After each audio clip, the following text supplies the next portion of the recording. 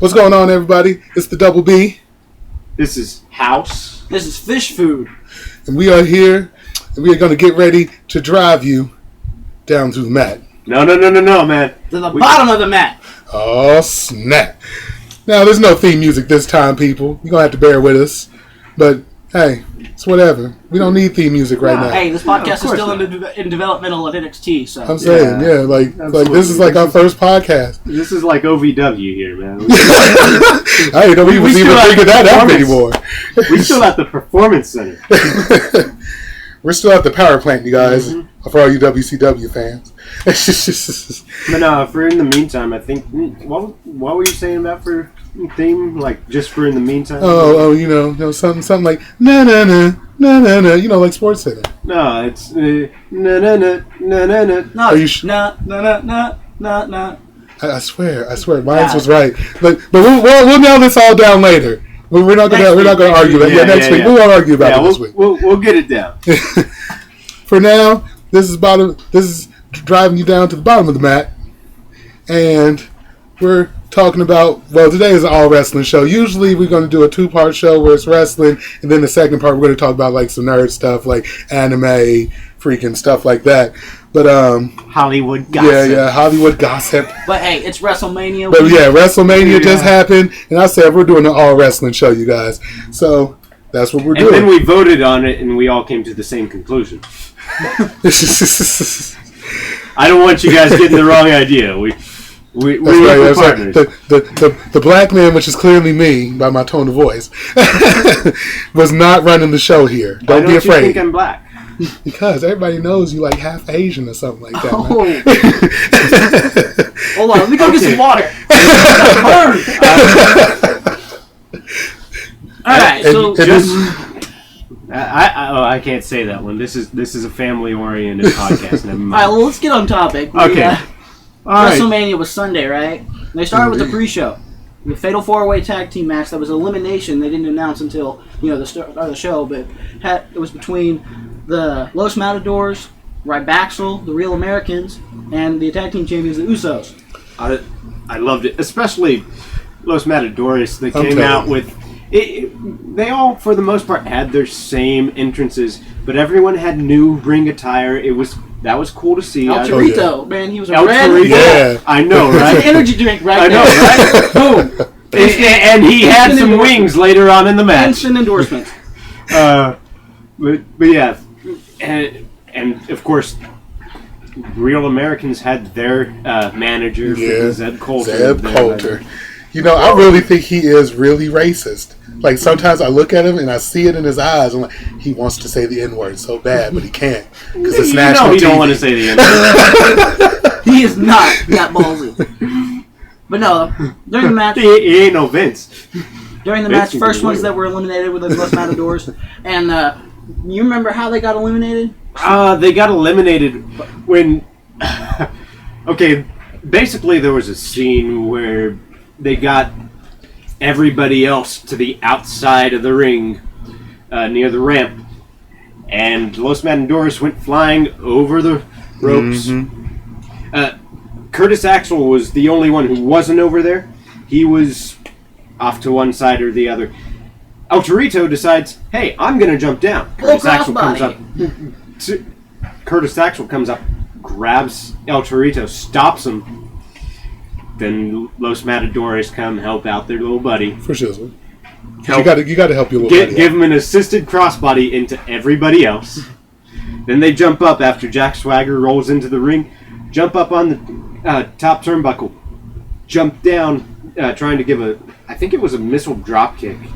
Well, it ended up turning into a Patriot Lock or whatever. From the flapjack. Yeah. He did the flapjack immediately. Yeah, it was gorgeous. I'm not gonna lie. Jack Swagger, he's been sort of downgraded to mid card to. It's because of Zeb Coulter, though. And the fact that the tag team division doesn't have any legitimacy right now. It has a little bit now. It's starting to get back up to where it used to be, but back freaking before WrestleMania, even when the New Age Outlaws. You got to admit, at least the tag team division now is a lot better than what we had for the last 5 years. Oh yeah, definitely. I mean, and I got to say that started with the Rhodes brothers. Oh yeah. That was an awesome tag and an awesome idea on their part. That was a great storyline. I'm so glad for the creative team for that one. Definitely. Well, I mean, the match itself. I mean, the crowd was all behind it, especially when it came down to just the Usos and the Real Americans. Yeah, I remember there were Uso chants, there were We the People chants. Even Cesaro, kept him in there. Yeah. It was great.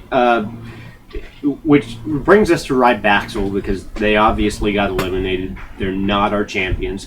I like what I'm seeing out of Ryback, though they're still sort of jogging I think they could have did better staying single wrestling. Or even staying with Paul Heyman. Or even staying with Paul Heyman. But I will say this, although Paul Heyman is the one who broke up with Ryback, and then Curtis just sort of went with his buddy. But I will say this, I like their strategy. Yeah. I like their teamwork. And they're a good matchup. Ryback he showed some awesome skills during that match. He had a move that was just very delayed vertical suplex, and then he had some spine busters from frickin' hell. It was and not the Matadors, the Ryback. I mean, they complement each other really well. Ryback is big brute strength, and Axel's more of a technical wrestler. So I mean, they're kind of go. Because if you got two big guys, they're going to be really slow, no speed. You got two high flyers, too much speed, not enough durability or strength. Or if you have both in one guy, you've got Antonio Cesaro. Well, there you go. He's like, he's the Swiss Superman. He really is. I'm loving Cesaro right now. I'm loving him. We'll get to that later on the show. I want to make sure we cover all of WrestleMania first. So, but after the match, though, that's when the exciting part happened. Oh, yeah. The breakup between the Real Americans. Mm-hmm. Been brewing for a while. And we finally, Cesaro and Swagger meet heads, and then finally, Patriot locked to Cesaro, and then afterwards, they shook hands, and boom, right into the Cesaro swing. Mm-hmm. It was gorgeous. I mean, of course, Jack Swagger is going to be upset that they lost the match. It was a high-profile match at WrestleMania. But when you lose a match, you have to blame the weakest link. Mm-hmm. Cesaro obviously is not that. I'm telling you. He's not the weakest link, but he was the one who got pinned, and, I would have gotten pinned too. I mean, anybody would. You had two Usos landing on you. 250-some odd Usos landing on you. Which equals one Rikishi. I know, right? That'll knock anybody out of I'm telling you. Norris couldn't kick out. I'm telling you. John Cena might have kicked out at 2, but that's John Cena. Probably 2.5. We gotta give Uso some credit here. And that's only because WWE was going to tell him to kick out anyway. I'm joking. Oh, we all know it's staged. The guy who made the Uso that made the cover, I don't know. Excuse me for 1 second, gentlemen. I got to go pay a prostitute for some services. All right, well, we'll continue on without it. I got some errands to run. The Uso that made the cover, I will say this, was not the illegal Uso. He had tagged himself out of the match, tagged his brother in, went to the other corner, jumped off of that, and then went for the pin. Not the legal man. Well, I mean, it's twin magic, man. Who knows? There's no way he was going to kick out anyway. There really wasn't. It didn't matter. They could have counted to 10. They could have waited 15 seconds, danced around the ring, and then had the legal guy cover him. He still wouldn't have kicked out. That hurts. Yeah. I don't care how, staged it is. That hurts. So the show, that was the pre-show, and then the actual show gets kicked off in legendary fashion. Oh, well, legendary. You start with Hulk Hogan. Botching the Superdome. The Silverdome. He doesn't know any different. He's still back in WrestleMania 3 thinking about Andre the Giant. I mean, of course he's thinking about Andre the Giant. The Battle Royal is coming up. So he's thinking about that. Plus, that's his biggest moment at WrestleMania. And that wasn't Hogan's only botch. No. when he was advocating the WWE Network, he accidentally slipped that F in there by mistake. It was absolutely hysterical. But you got to give it to the guy. He's been away from the company for a long time. You don't say I mean, he performed for so long under WWF. Well, even Warrior did that in his Hall of Fame speech. It was, and we'll get to that later too. The tragic story of the Warrior. But so Hogan's doing his rant. Off comes the glass shattering, and Stone Cold's here to raise some hell and open up a can of whoop-ass. In the middle of his sentence too, and you could see Hogan looked legitimately disrespected and a little bit pissed. And Stone Cold came to the ring, and he got right in Hogan's face, and he legitimately asked the question: if you want to see me open up a can of whoop-ass, give me on Hulk Hogan. Give me a hell yeah. Hell yeah. And everybody said hell yeah. I'm back, by the way. Yeah. And the blowjob was wonderful, you guys, if you guys remember. He's very quick draw, in case you're wondering. Yeah, you know, right? That was only like 5 seconds. That's the longest running night. Squash match by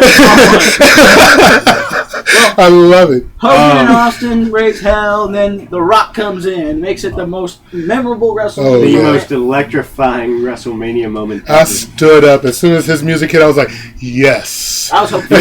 I'm not gonna lie. I was kind of hoping for a triple threat match right then and there. Oh, so was I. Oh, that would have been. But the moment they started talking to each other and applauding each other and the camaraderie, and you could tell these guys have been friends for so long. Oh, it was great to see. It was magical. Oh yeah, it was a great moment. As a fan, there is no better way. That was in my opinion, that was my WrestleMania. And the moment. best part, we started with The Rock saying, "If you smell what The Rock is cooking," and then that's the bottom line because Stone Cold said so. What you gonna do when WrestleMania, the WWE Network, and the Superdome runs wild on you, brother? That was because everybody kept getting to him. Hogan was getting booed. Hogan was getting booed by that crowd. Superdome. And then he realized what he was doing. He was like, "You're right.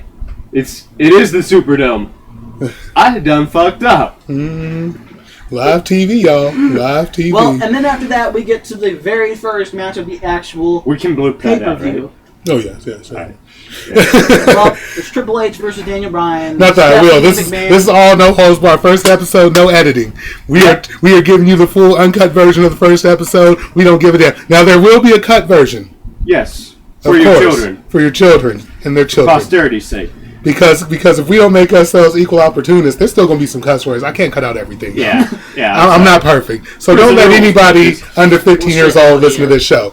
Anyway, now that disclaimer is over. Okay, so Triple H, Daniel Bryan. Stephanie McMahon comes out, talks about the game, and then, not going to lie, Triple H has some of the best WrestleMania entrances I've ever seen. Every time he has a freaking throne, it's just the coolest shit I've ever seen in my life. Not only did he have the throne, he had the freaking robe, the smoking skull behind him. And my favorite part of his entrance, it was puppy time. Well, Lord, those women. He holds his arms out. The ladies pull apart his vest, and his wife's standing there in the ring like a voyeur, and she's just like, yes. She's like, yes. She was watching. But Vince McMahon growl came out of her for the first time in a long time since she fired somebody. That was the only time during that match you could almost hear Stephanie McMahon saying, yes, yes, yes. And probably the only time that night. So, Triple H does his entrance, Daniel Bryan does his whole thing, 75,000 strong, chanting, yes, yes. There was an entire sea of... And the thing that got me, they weren't big posters that said yes. They were little, regular sheets of paper that you would print out of not more than just 50. They were freaking... They were probably handing those out the door. 300 right on the camera side. The way the camera was viewing, you had the ring, and then 300 yes posters being held up. Amazing. It was... New Orleans is definitely Daniel... He's a Washington boy. Oh, no. Let's not go that far. New Orleans had a little surprise for all of us when it comes down to that Bray Wyatt match. Oh, yeah. They flipped the script on us on that match. Oh, they definitely. But I'm jumping again. I'm jumping. We'll get to that. So the match starts. Triple H extending his hand. And what's Daniel Bryan do? Bam! Kick right to the hand. Kicks his hand. He knows better. And then after all this time, you think Daniel Bryan's that stupid to shake somebody's hand? Yeah, last time I was in the ring with you and I was getting any sort of respect from you. I ended up handcuffed by fake police and beaten down by them, and then you. Mm-hmm. Yeah, I ain't seen nobody get beat down that hard since Rodney King. I know, right? I wouldn't trust Triple H as far as Brock Lesnar can throw him. I remember WrestleMania 29. I wouldn't trust Triple H as far as Spike Dudley can throw him. Oh God. No, wow, that's not very far. All right. Not far at all. So some of the memorable spots in there. There was the double underhook suplex for Triple H. The yes. sunset flip power bomb for Bryan when Triple H was attempting that superplex. That was absolutely amazing. Triple H did a freaking crossface, Shades of Benoit. Multiple times. And you could see the crossface was good, but you also see the difference in the crippler crossface, and that's what I gotta call it to differentiate it from the crossface that Bryan uses, which has S-lock. The S-lock, the label lock, which uses the omoplata shoulder lock. Sorry, I'm getting into technical terms, but basically he torques the arm backwards rather than no torque at all. Yeah, he bends it backwards, which puts a lot more torque on that shoulder and the neck, which is what you want from a submission hold. Definitely. To me, the S-lock is a better form of the crossface. I'd have to say so. Well, another memorable spot when Bryan went for that running knee the first time. Oh, Triple H immediately counters into a spinebuster pedigree combo, which I thought was just amazing. I didn't see it coming at all. I didn't see it coming. I thought Daniel was going to catch him, and then boom. Well, and then he finally did catch him after he tried that. I guess it was like a backslide suplex. Yeah. It was awesome. And the look on Stephanie's face after he got that 3 count. Oh yeah, because she stayed at the ringside afterwards. She was cheering him up. She was almost as good a manager as Paul Heyman was later. Well, then the night. slaps afterwards, and then he was Bryan. Yeah, definitely set up a little Cinderella story a whole lot. Oh, it really did. Him just going after Bryan after the match, just destroying the chair to the shoulder. Oh yeah. The already damaged shoulder. It was in storyline kayfabe. But that's what we're talking about here. We're talking about the show that they are presenting. Don't think we think that this stuff is reality. We don't. Yeah, we're here to talk to you guys from a standpoint of fans to fans. Yeah. So if you're listening to us and you're not a fan of wrestling, then really, what the fuck are you doing? They're waiting for part 2, but it's not coming this time. It's not. It's not. We ain't doing it. Tune in next week, though. Yeah, next week. Next week. Freaking Spider-Man, the Morales one. I know, right? Dies. Woo! What the fuck happened? I'm joking. It happened, but I don't know if it's official yet. Right, so the next match, it's not WrestleMania unless there's some kind of squash match. Yeah. The Shield versus the New Age Outlaws and Corporate Game.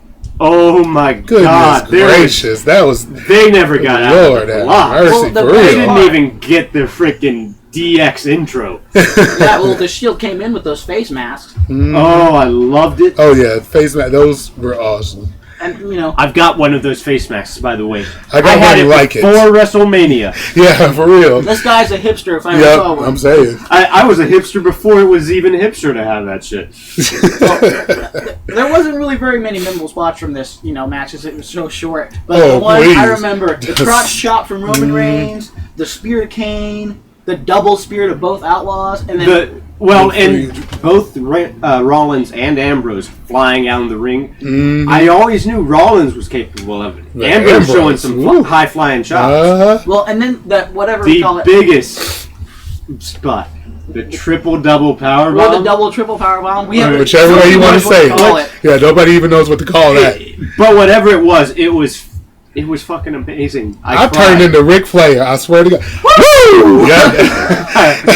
So after did the walk and collapse. After that match, there's no doubt the Shield is one of the most dominating tag teams WWE has seen in a long time, and they are staying together for a long time. Now, on a side note, we're going to do a lot of predictions on this show, and I predict that we have a 3-way tag team championship coming our way, because there's still a lot of 3-people teams coming in and stuff like that. 3MB, you got freaking the Wyatts, you got the Shield, and there's probably gonna make more. And the more bigger stables there are, you want titles to so everybody can stick together, so you don't have to keep breaking up your teams. I just hope they don't go overboard with the tables. tables. Yeah. I mean, DX was nice size. NWO, that was ridiculous. I love them to death. That's like my favorite stable. But yeah, once half your rosters on, and then the other half that you're not using at all, isn't on in the NWO, like. You got like 5 people you can wrestle against these guys. And then like NWO was just 4. Yeah, and then the NWO spin-offs, LWO, the NWD, the New World Disorder that Roddy Piper came out with for like 3 weeks. Yeah. Freaking Blue World Order, ECW. Oh, God. Steven Richards and them. The next match was the Andre the Giant Memorial Battle Royal. First one ever. That was great. Oh, actually, instead of being 30 men, there were 31. I learned that on Raw Monday. There were 31 men. It was the surprise was obviously Cesaro, the 31st man.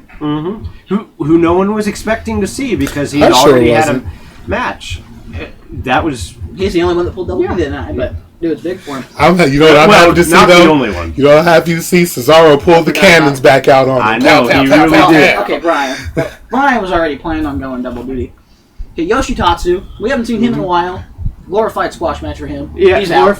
First one Yoshitatsu. And we also saw Tyson Kidd in there. Yeah. Brad Maddox was like the second Brad Maddox. Brad Maddox. Why did they even put him in the match? Probably just so he could have something to rant about on Twitter. I guess. 3MB? Not 3MB, they showed up and they worked together. They got the great colleague. Their mistake, and it wasn't, I won't say their mistake. 2 of them, they eliminated 3 people together, and they were moving as a team. Oh, yeah. And then Jinder Mahal and Drew McIntyre go after, I think it was Cody Rhodes. And who does Heath Slater go after? Big Show. No, Mark Henry. Okay. Mark Henry, the world's strongest man. Why? And you're going to go up against him without your teammates? Bye. Well, Henry got all 3 of them. Yeah, it was... And then Show got Henry, so there's one big man left. Yeah. Because Colley's already gone. It was... And Show looks... As soon as Show knocks out Mark Henry, he looks down at Rey Mysterio in that corner. And Rey Mysterio's on his knees, begging Show, don't throw me out of the ring like that. Don't do me like that, man. And these two, they shared a little bit of a... They stood there and they talked for a good 15, 20 seconds just in the ring. No one touching them. Meanwhile, while all of this is going on, Sheamus and Cesaro are wrestling for the most part a full-on match. It's just there's 29 other men in the ring eliminating each other. And they're focusing only on each other. Speaking of Sheamus, he beat the streak. And I'm not talking about the Undertaker streak. We'll get to that later. Fandango is no longer undefeated at WrestleMania. That's 27 true. Beats from Sheamus to Fandango did that. 27 beats of the bottom. And like JBL said, I don't think I've ever seen anyone want to be eliminated. It's like, I'll do whatever you want, just stop it. Yeah. Fandango, I swear, he looked up at Sheamus and he was like, okay, I'm done. Yeah, I was done 10 beats ago. I'm pretty sure my chest cavity is collapsed. Probably, though, one of the most memorable spots from this match, other than the end, was when Kofi Kingston defied physics. This is his forte. I'm saying. Yeah, he always finds a new way to surprise the hell out of us. He'll land on his hands and he'll walk on his hands. He'll use a chair as a pogo stick. He'll jump from the barricade to the ring. Like we saw in January. Which I didn't think he was going to make it. Oh, no. Yeah, no one thought he was going to make it. I was like, there's no way. You just going to crash into the ring post I'm not going to try to get racist eliminate. here, but he is black. Black people can jump. And we should have known. We've seen the boom drop. We know how tall he could jump. If it was like The Miz or like, I don't know, Randy Orton, no way they would make it. They would hit their face. Yeah, I mean... I don't know, Spike Dudley probably could have made it. But the best part of this match, it's the Andre Memorial Battle Royal. What better way to end it with a giant slam reminiscent of WrestleMania 3. Cesaro picks up the Big Show. In just a giant scoop slam over the top rope. Lifts him over the top rope. I can't reiterate that enough. If you haven't This is seen it, Cesaro. subscribe to the network or find somewhere to watch it and watch it. I WWE, you gonna love us because we gonna plug your network all We're day. gonna sell it for you. We gonna sell it so hard. $9.99 a month with a 6-month commitment. Matter of all fact, the pay-per-views. WWE. NXT. Matter of fact, WWE, if you're ever listening to this and you just want to throw us down some, some sponsorship support, I'd take a shirt. I'll take it in the form of merchandise any day. Yeah, you know, bring me a championship belt with my name on it. I don't care if it's 3MB. I'll take it. Yeah, bring us 3MB. We'll put 3MB on the show. Yeah, I would love to talk 3MB. Yeah, I'll let them bring the instruments. I got instruments in here. Yeah, I'll play the guitar in this tiny studio I have. All right, moving on. Is that what this is? Oh yeah. Is this a studio? Well, see, half of it's a studio, the other half's my bedroom.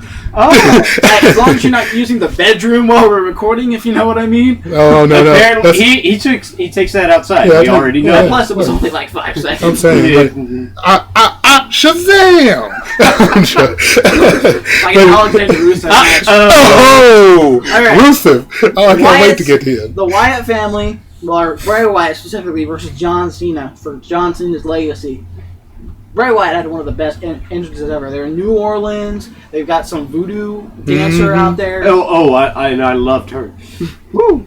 Okay, Jerry Lawler. And it's just awesome. Like you were expecting like the Wyatt family to get booze and stuff. No. And these people was just Wyatted out. John Cena goes for that 5-knuckle shuffle. You don't hear that. You can't. Yeah, nobody says says but it. Solid booze. He goes back against the rope and Bray Wyatt does a little spider crab looking thing. Oh my gosh! I swear, he fell straight on his ass. He was probably looking for a grave to crawl into. And he backed himself into that corner quick. Oh yeah. No one has ever countered the 5-knuckle shuffle like that. I want to get back real quickly to Bray Wyatt's entrance, though. His live music. Oh yeah. And those guys, they perform. They perform. It reminds me of like a Renaissance era doctor. Yeah. Oh yeah. With the little, I guess the bird looking mask. Yeah. With a giant ass beak. I love those. The Mardi Gras style mask. Yeah. There you go. I love that band. I don't know what their name is. I don't care. But that was an awesome performance. Those guys really rocked. Sorry, a little bit of nerd podcast for you. There you go. See, we're equal opportunists around here. Well, sorta. Later on in the match, we do have one black guy. I'm saying I got a job. There was a chair in the ring, and Wyatt was trying to sacrifice himself, and Cena wouldn't do it. Ends up hitting Rowan and Harper with the chair. Yeah, just Rowan. And there really aren't very many spotlights from this match. It was a very slow-paced match. It was slow, which you needed by that point. See, and I'm a John Cena fan, and I was not impressed with this match. But I was impressed with the deliberate pace of it. I was impressed with the story it told. But it's WrestleMania. I was more surprised than impressed. Just fan reaction is real big for me. Mm-hmm. And to see them they turned on Cena faster than they turned on Bo Dallas the other fucking day. It gets worse when he's in Monday Night Raw, but we'll get there. Yeah, we'll get there. Half the crowd has always booed John Cena, at least the last. I think it was years. A good 97%. But this was damn near all of them hated Cena that night.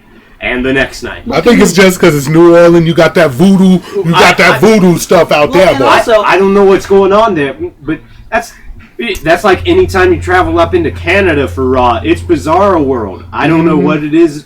I've never experienced it with New Orleans before, but apparently they just had something going on. And also look at how successful Bray Wyatt has been so far. His first target was the big red monster, Kane. Took him out of the Money in the Bank match.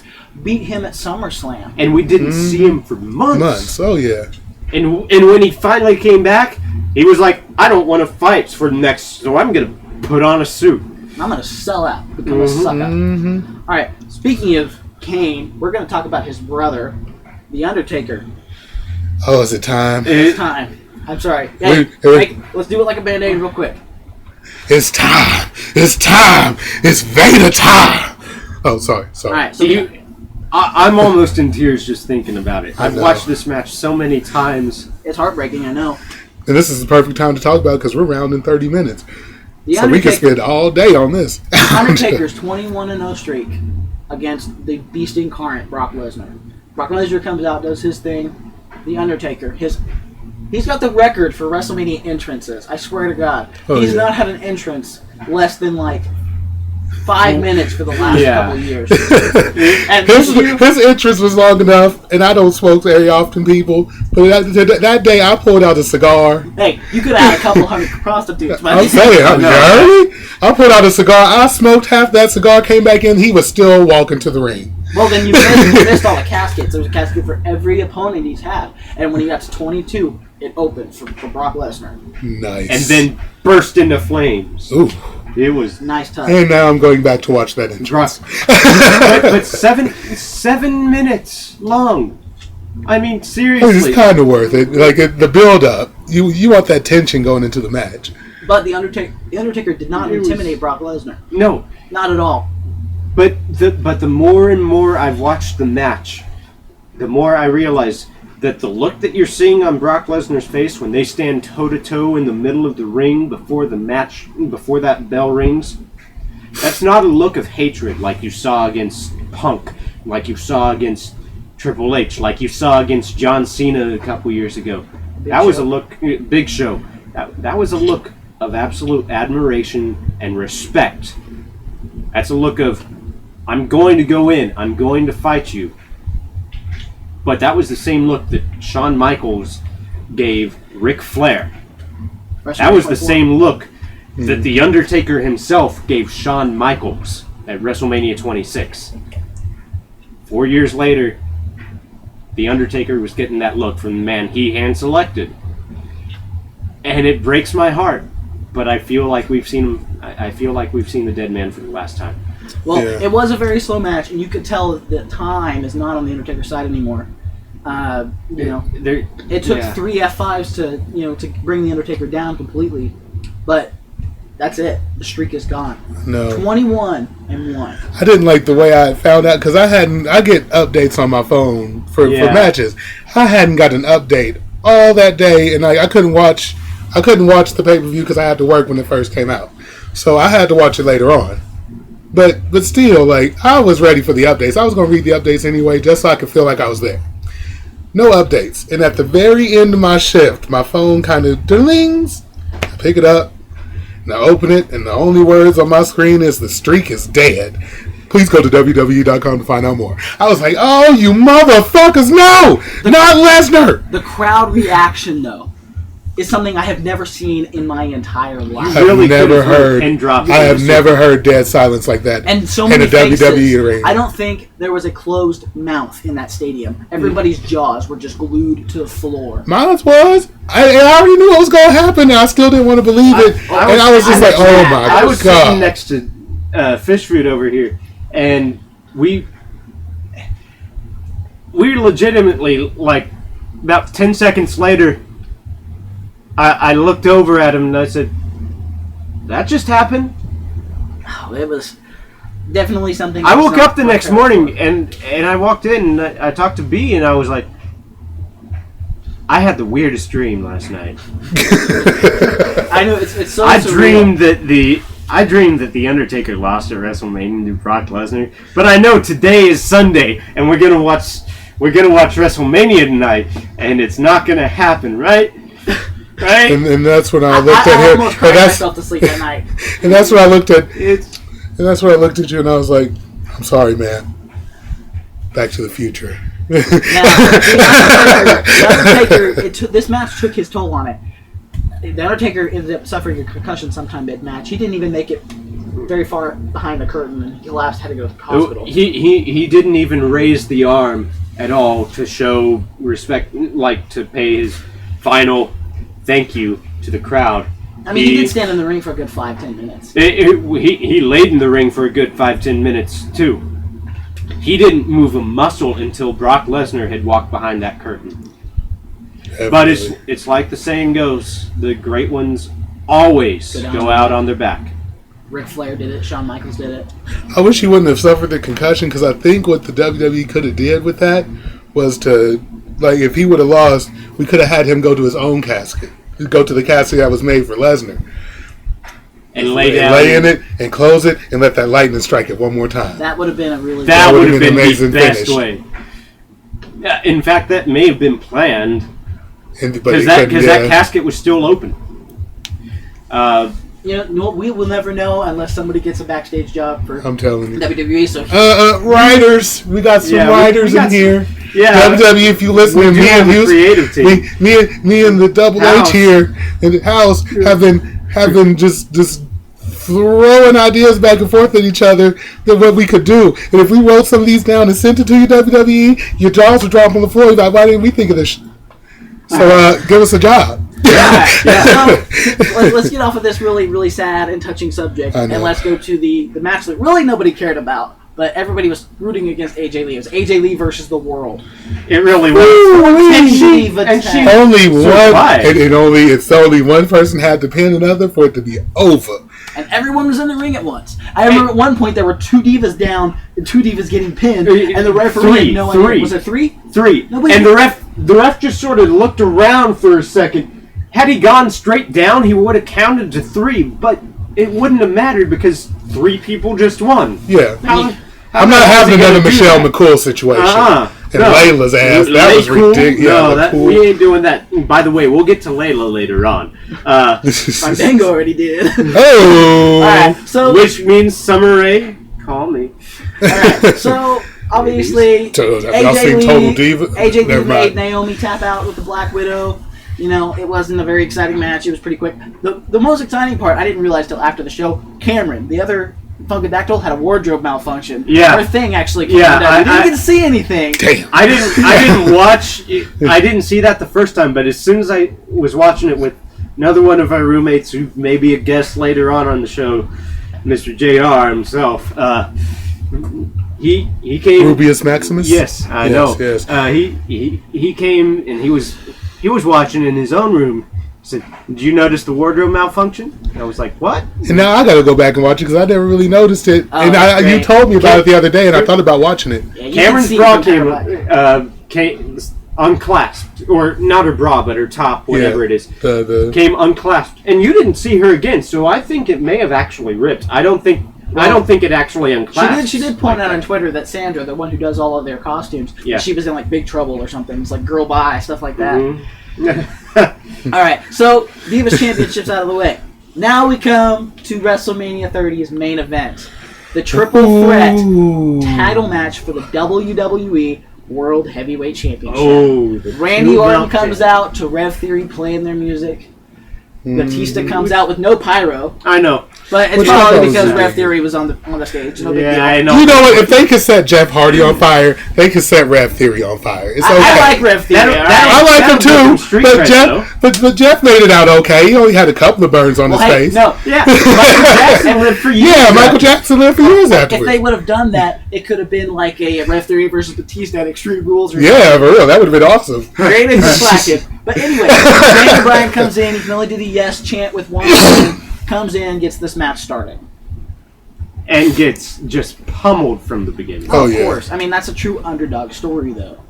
Yeah, for the longest time, it ends up being Batista versus Orton, and because they keep decimating Bryan, they won't let him do anything for the longest time. Bryan was nowhere to be seen, and then he'd come in and he'd have like 30 seconds of absolute fury. And then someone hit a clothesline, and they damn near took him out of the mat with that RKO bomb. Oh, after Triple H came in and tried to screw him. Yeah, of course. He was going for a cover. Triple H, Stephanie McMahon, come down. I think he was covering Orton. I believe so. And Triple H grabs Mike Chioda, the referee, around the ankle, yanks him out of the ring. So, of course, he's a WWE referee. You figure that bit would get old by now. I know. You get yanked down the ring and you're a referee, then you're down for like 5 minutes. Yeah, for real. If you get yanked down the ring and you're a wrestler, you're down for like 5 seconds. nanoseconds, and then you're back up swinging, whatever, trying to figure out who the fuck pulled you out of the ring. I'm pretty sure a ref could get barely tapped, and then he does the Ric Flair dead fish and flops around on the mat for 5 minutes. Well, and then Scott Armstrong, the guy who screwed Brian out of the title at Night of Champions, comes in to add a little bit of a touch, and counts. And to solidify that, yes, Triple H Scott Armstrong did the fast count on purpose on Triple H's orders. Well, and then not only that, he counted the slow count. And Triple H was. It was nice that they finally gave us answers on that. By the way, I actually tweeted to Scott Armstrong a couple days before Mania asking if he was still working for the Authority or for WWE for that matter. Because every tweet he has is about muscle and fitness and working out and stuff. So I was like, well, what's he doing? Is he still working for him? Yeah. But Triple H gets pissed off. Scott Armstrong's going to check on Brian, gets the kick to the head, and then does the little jump, taking out all three of them. Mm-hmm. Armstrong, Stephanie, and Triple H.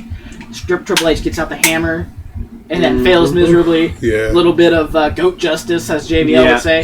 Goat justice. And then we got a flying goat. To all three. Steph twists her ankle. She does her own stunts, by the way. Hope they pay her well. Mm-hmm. Steph, I got a few stunts I'd like you to try. Hunter, could you I just twist your apologize ankle? for that previous statement. He doesn't. Hey, if you come down, I will play your instruments music and watch you beat the hell out of him. If you come down, I will have him play your entrance music and let you beat the hell out of me. I will provide a sledgehammer. You just gotta give me time so I can find one. If you come down, bring Stephanie, and I will take her to a nice steak dinner while you beat House's ass. and while I'm just Fish, gonna leave that one alone and we'll move on a little bit. Meanwhile, at the Legion of Doom. So, RKO bomb.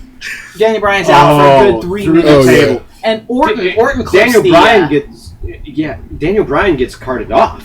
Yeah. And Orton damn near ends his career landing on a monitor that when we went back and we watched it earlier in the day, Batista threw the monitor behind the...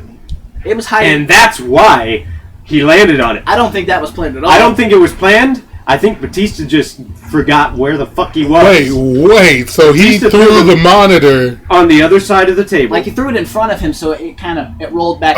He threw it across the table because he was standing on one side of the table, and he threw it to where the Spanish announce team sits. Yeah. Not thinking someone's going through this table right now. Jesus. No one's gonna have time to move that. I didn't even think of that. Yeah, Batista did that, and but he had the good taste to not capitalize on it. And he even asked Orton if he was okay. Because he had just teamed up with Orton after Daniel Bryan had cleared the Authority out in the ring, and they decided, you know what, screw it, this guy is too hard to keep down. We're gonna have to end him, and the RKO bomb. I will say this: it wasn't really an RKO. It looked more like a neck breaker.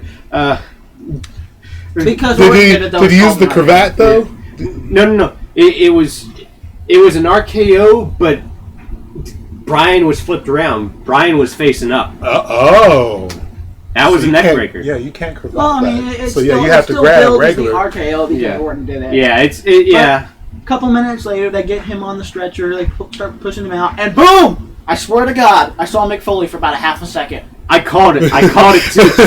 As soon as they went out, I looked at Fish and I was like, okay, so when was the last time you saw EMTs come down to like a huge main event and cart somebody off? Before the match ended. Before the match ended. I couldn't think. It's like, I don't think it's, oh my God. Hell in a Cell, Taker versus Mankind. Mm-hmm. And sure enough, as Batista's going in there trying to capitalize on Orton. Buckles come undone, straps, he can't walk. He can barely walk. Goes nuts. He takes off the neck brace, and he storms back into that ring with a sense of purpose. And then I heard. I had the tiger in the back of my head while he was walking down that ramp. You're the best. Daniel Bryan. He gets rid of Orton somehow, hits Batista with that knee, immediately goes for that yes block, and makes Batista quit like he did back in 2010. Mm-hmm. I know. I like how people, like, Batista first came back, everybody's cheering for him like he wasn't a turncoat. Like he didn't abandon you guys. I was excited. I sure as hell wasn't either. I was excited, but I wasn't excited in the way that, oh yeah, I hope he goes places. It's like, I hope somebody kicks his ass. Mm-hmm. I was excited, but I was like, I don't want him to win the Rumble. I was hoping win the won Rumble. it, actually. Hey. Oh yeah, yes, we have another guest. I just didn't know if you was gonna stick around, if you was just sticking your hand in with your drunk ass. Yeah, I know you drunk. Who won? Money Pop. Yes! I fucking knew it. I knew it. Yes. Breaking Breaking wrestling for Pacquiao won the fight night. Yes. I love it. Title. Oh hell yeah. And Gabe Bradley, 31. I know. 31-1. Sorry, the streak. That's another streak ended. I know. What is it about this April? I'm telling you. Well, I mean, Fandango's streak is over with 1-1. The Miz is not undefeated at WrestleMania anymore. Speaking of being undefeated at WrestleMania, the only one who has the longest record, Rob Van Dam, 4-0. Nobody's going to come close. 4-0. RVD's never lost at WrestleMania. Neither is Michael Cole, though.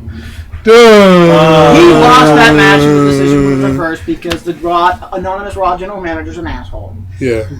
But the decision was reversed, so on the record, Michael Cole won.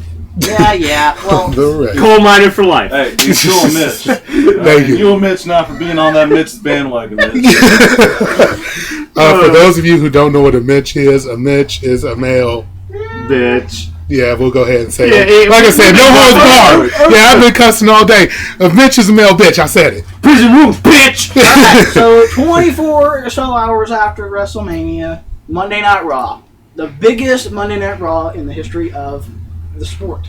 You know, always after WrestleMania, it's always crazy. Last year they were fandangoing. Everybody was chanting yes. Everybody was doing everything. It was awesome last year, and it was awesome this year, too. Well, okay, Brian but weird. The show. Very crowd. It was very weird. Brian started the show, you know. Obviously, you got to start with your new WWE World Heavyweight Champion. Oh yeah, and they were 100% and he apologized for not being able to do the yes as many times as he usually would because those belts is heavy as hell. Like They're so heavy belts. Well, he was like, these belts is heavy as shit. Triple H comes out, and the crowd starts with some very un-PG chants. I mean, it rhymes with a bass hole. So, you know. And he's like, I'm not coming into this ring. So Brian takes this opportunity to make fun of him. So you're not coming to this ring? Hold on a second. Holds both belts over his head. Stands nose to nose with the... Or, since it's Daniel Bryan and Triple H, nose to mid-chest. And just goes, yes, yes, yes. So, this obviously pisses off Triple H. He announces the main event for Monday Night Raw. Triple H versus Daniel Bryan for the championship. Oh, it was so good. I'm telling you. I was so looking forward. We've already made it past WrestleMania. Our newest guest to the show.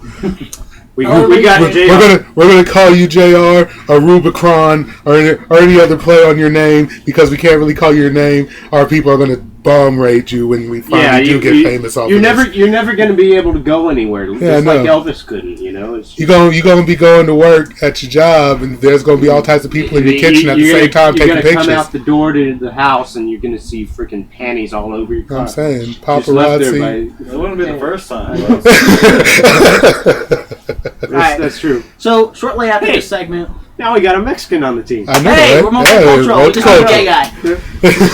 So, well, sorry, Darren Young, if this offends you. Darren Young, you are more than happy to come down here and join the show. With that pretty ass afro. Oh yeah, that afro, that asymmetrical afro. You can bring your partner. We will be glad to meet him. Yeah, absolutely. Shortly after the announcement for the World Heavyweight Championship. That would be awesome, though. It's actually not. They look good. They would look good. They would look good together. I would say Titus would probably be the female in that. Yeah, absolutely. Damn, what? Really? Hey, he's Daniel Bryan grooms that dang hair a lot. He's the one that barks. He's obviously the bitch. Okay. All right. So shortly after the announcement, the Authority announces that the tag titles are for grabs with Orton and Batista. Obviously, Orton and Yeah. Batista are pretty pissed about it. They think it's a consolation prize.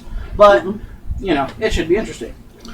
And when that gets... Are we there? Are we talking about that? Not quite. Okay, I was about to say. Yeah, I got my match. own words for that one too.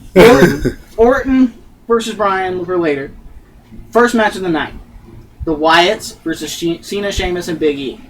And again, this crowd flipped the damn script. Strongly behind the Wyatts. Oh, yeah, strong. At one point, they rewrote John Cena's theme song. They were singing John Cena sucks to his theme. John Cena sucks. John Cena sucks. We got another Kurt Angle. I know. And all he's got to do is buy into it as much as Angle did, and he'll become a favorite again. Oh, yeah. And admit that he's a heel. We gotta give him in storylines where he's a heel again, and then let him buy into it. Then I would love for him to be a heel again, because this Mr. Nice Guy stuff just isn't working for you anymore, John. Yeah. It's not. I hate you. His- I literally hate you. I don't even know you. His character is very stale, I will admit. Thank you. Afterwards, Bray Wyatt hits Big E with his sister Abigail and wins. And then... Oh, it shouldn't have been Big E. It shouldn't have been. He had so much momentum leaving freaking Mania and stuff like that. Well, they get to all the promos. Bo Dallas from NXT. Mm-hmm. Obviously, he's getting the call up soon. Oh, yeah, definitely. Freaking, not just Bo Dallas, but what's his name? Rose. Adam Rose. Yeah. Yeah. And someone else is getting It seems like Rose just started, though. I It know. seems like he just started, and they already moved him to flagship. Well, he's got a very popular gimmick. Oh, yeah, definitely. Yeah, he really does. Whoa. Well, his yeah. gimmick's freaking party. And There's a lot of college students in the WWE. No one knows how to nowadays. party like the WWE Universe. Mhm. Just ask John Cena. John Cena. John Cena. So the next one, speaking of Santino Marella, he's the next match. I know, Fandango right? and Summer Rae versus Santino and Emma. This The was last time you'll see Fandango and Summer Rae. I'm doing the Emma dance right now. I love it. It Speaking is so of Summer, addictive. You still ain't gonna be able to I'm pull that single. show off at the club. I'm saying. Oh, I'm playing that damn song at the club. I'm Hey, playing Emma's theme at the club. I work at the club and I'm let playing me Emma's know theme. when that happens. I know. I will totally start it, and we'll see. We'll I'll see go in if there sober just so I can know what the hell. We'll we'll see if we get moved out of the building. All right, so it's a very short We'll match. see if Mark's last year. Fandango Mark's and gonna hit me Santino. square in the Fandango face. and Santino didn't do very much work. It was all Summer Rae and Emma. Yeah. Yeah. And Emma made Summer Rae tap in like 2 The minutes. Emma lock. I love that Emma lock. It shows Oh. off her curves. It really does. Shows off her curves, and that looks painful as hell. Legitimately.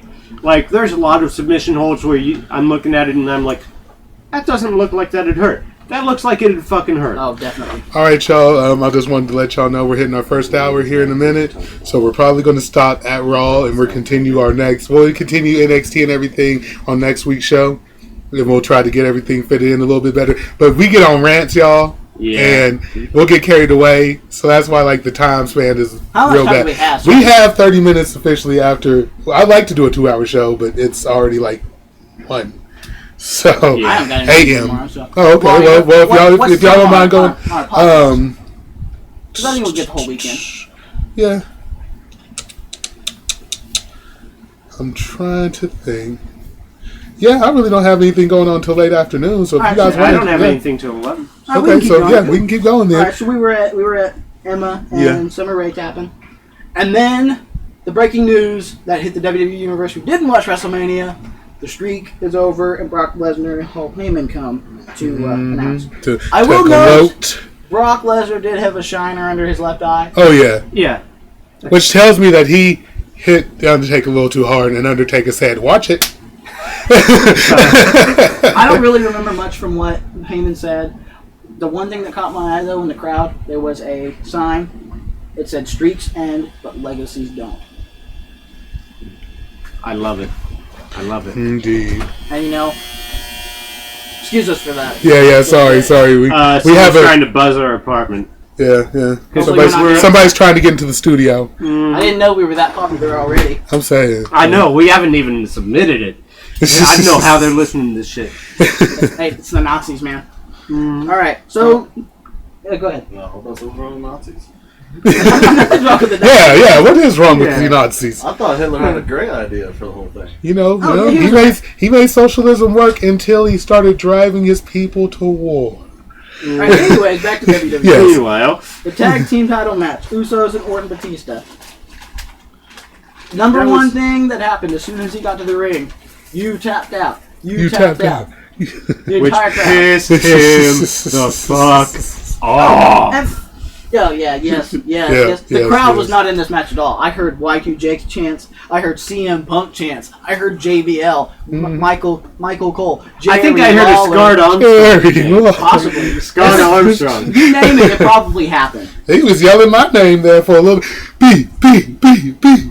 I was like, yeah. Y'all thought they were saying C. It was B. Yeah. They were saying BM Punk. I don't want to be a BM Punk. Well, the match ended. Orton and Batista obviously not happy about working together. They weren't, but they made it work. They looked at each other after the match, and you could see the mutual respect. And you got this kind of head, and I'm like, yeah, this is going to work out. All right, the next thing, finally, the King of Extreme, Rob Van Dam, has returned to the WWE just in time for the Extreme Rules pay-per-view. I know, right? Because it wouldn't be Extreme Rules without RVD. And like I said, to date, he now holds the longest current undefeated streak at WrestleMania at 4-0. And he's probably going to get to keep it. Let's be real. Yeah. Well, I mean, we have 57 or so days until the next WrestleMania. I don't know. And by then, I'm sure his contract will go up, and he's going to be like, you know what, I retired. You ain't taking this away from me. I rolled my ankle. Okay, I can't. I can't wrestle. I hurt myself. They're going to pull a Razor Ramon. They're going to attack. He's going to attack someone. He's going to instantly tag in his partner and throw a toothpick at you. All right. Well, you still got a chance from RVD. Like, it's that impressive. He's only gone 5-6 months, and he easily picks up the win against Damian Sandow with the splash. And then another return. We've seen him around. He's always got the big old gavel asking for decorum. Bad News Barrett is finally returned to the ring. And he's been such a sort of a comedic character. But he's shown his brilliance on the mic, and the fans absolutely love him. The first time I saw the Bad News Barrett gimmick was at the watch party we had for what was Elimination that? Chamber. Elimination Chamber. I was actually at Raw. What was it? I was was it Elimination actually Chamber? at Raw the first time he did that Bad News Barrett thing. I was in Oklahoma City. He came up and started talking about we're in Oklahoma City, blah, blah, blah. Unfortunately, I've got some bad news, and started talking about how all Oklahomans say y'all and stuff like that. And I thought it was hilarious. I was like, you asshole. But it was hilarious. Oh, yeah. I'm from Texas, and I picked up that bullshit now, man. I've been here for about fucking years now, man. I keep saying y'all. I go back home, like, y'all, what y'all doing? Then it looks at me crazy. I'm like, corrupting? I'm telling you. Well, I guarantee JR rolled over his chairs like, oh, hell no.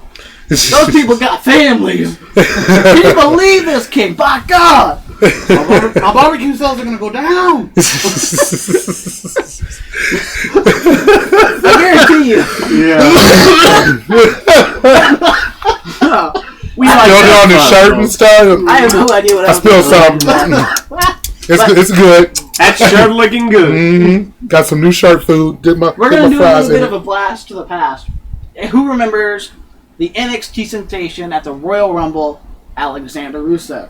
Oh, how impressive was he in that match? He was very impressive. Awesome. And I remember all of us saying to each other, I can't wait to see him on Raw. And he came, he saw, and he beat that ass. Yeah, he beat Zack Ryder. Yeah. Automatic jobber. But it's cool. Everybody's on Zack Ryder's side, though. Everybody wants Zack Ryder to get the push. They're just not giving it to him. Yeah. Well, I mean, I guarantee you nobody was cheering for Zack Ryder when Rusev came out. Oh, no. I mean, Rusev and Lana, or I guess whatever her name is, talking that Bulgarian, Russian bullshit. Another one. Puppy time. But yeah, he easily. They go on for days. But before we get too far, easily takes care of Zack Ryder. Before we get too far, though, because I do want to go back real quick to the Rey Mysterio Bad News Barrett match. Oh, man. Bad News Barrett he's still playing a heel character, I feel. But it's a heel character that's over, and not just over and loved. Well, there's so many of those now. You got Bray Wyatt. You've got, Cesaro, but he's getting to his face. The Shield was like that before they officially turned face. I know. We're getting... the universe is changing. Well, they need to change that. Welcome to the WWE, where the heels are cheered and the faces are booed. Yeah, I know. But everybody gets tired of the same thing. Of course. But yeah, I can see it. I think that's why WWE crowds are the most evolving crowds I've ever seen in my life. Yeah. Like, they're also fickle. You know when the era changes because the crowd tells you when the era changes. Right. You know what I'm saying? But not only were they cheering for Barrett, they were booing Rey Mysterio. Mm-hmm. And I hate to see Ray. Ray used to be one hell of a he still is. And they were booing Rey Mysterio at the Rumble when number 30 hit and it wasn't Daniel Bryan. Yeah. He got so many boos. But not only were they booing Rey Mysterio, but Rey Mysterio realized, hey, I'm getting booed. I wonder if I can make this work. And he started playing up and getting more boos on purpose. Oh, yeah. He was playing to it. I don't know if I've seen a Rey Mysterio I know. heel turn in a while. It'd be nice if he went back to like his old filthy animal days and take that mask off right quick on him. No. That was mismanagement by WCW staff. Fuck you, Vince Russo. Yeah, I can't stand him. And sorry, Vince, but I can't stand you. Come on the show, and I'll say fuck you to your face. I won't personally. I want to actually ask you some real questions. I want to ask Vince Russo some real questions. Oh, I'm going to ask you because I've heard all these side stories. Here's a plug: kayfabe commentaries. Watch you shoots. Watch them. Just watch them. Yeah, all right. You'll love them. So after Rusev did his debut, we saw something we will never ever see again: the Ultimate Warrior. God rest his soul. Mm-hmm. That hurt a little bit when I saw that he had passed. I died inside. It was awful. But just let's get him to do what? One last Warrior promo, and he put the mask on and like, man, I can't even do it. Snort. Which when he did Ultimate Warrior. When he did, I was like, "You too old to be doing that. You're too old." But thought count. He shook the ring a little bit. One thing I did think was, looking back now, it was a really powerful message. He said, "Every day or someday, every man's heart will beat its last beat. Every man's lungs will breathe their last breath." Mm-hmm. And that was the night before he died.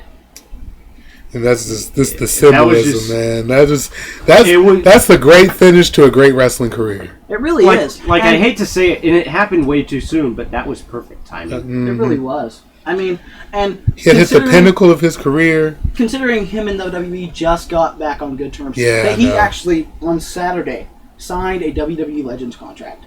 He was going to be a part of the show for a while. He was going to be, backstage doing probably developmental stuff. Mm-hmm. Still, and I think he would be cleared for at least a couple matches. Oh, nothing too big. Like he'd be support, but it'd be nice to see him. And it would have been nice to have seen him. Up and coming talent. Oh yeah, definitely. He can put some people over. But definitely. Do what Michael P.S. Hayes did with the Hardys and just send Warrior out with 2 up and comers and freaking let them get their little things going. Because you saw how P.S. Hayes had them going right before they went over to Gangrel and them. That's. Them together, Matt and Jeff and Michael P.S. Hayes came up with that whole Hardy Boys gimmick together. But it was mostly the Hardys because Michael P.S. Hayes wanted another Freebird group. But it's besides the point. We're talking about the Warrior.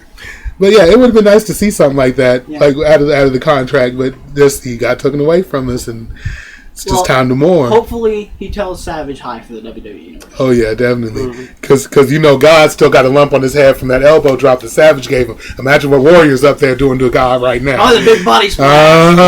Are running around him, just annoying the hell out of him. He's got a special section just for the 2 of them. He's like, please leave me alone. Do your thing. He's here now. Shut up, Randy. Warriors. Oh yeah. Ultimate Warrior Warriors actually- coming up to heaven to take on Macho Man Randy Savage in the greatest squared circle you've ever seen. Oh yeah. I got an interesting question.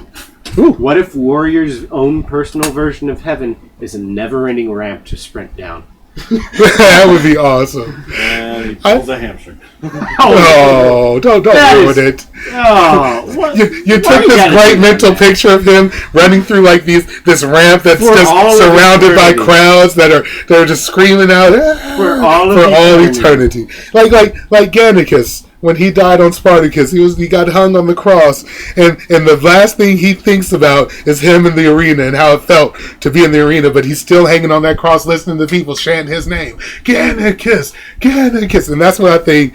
I think that's where you're going with that with the Ultimate Warrior, is like freaking just the never-ending ramp, and everybody just Warrior.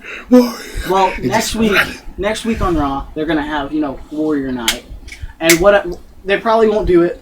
But what would be really cool is everybody either painted their face or wore the mask or wore tassels on their biceps. Oh, yeah. Or just for tribute. Yeah, or at least have the faces do it.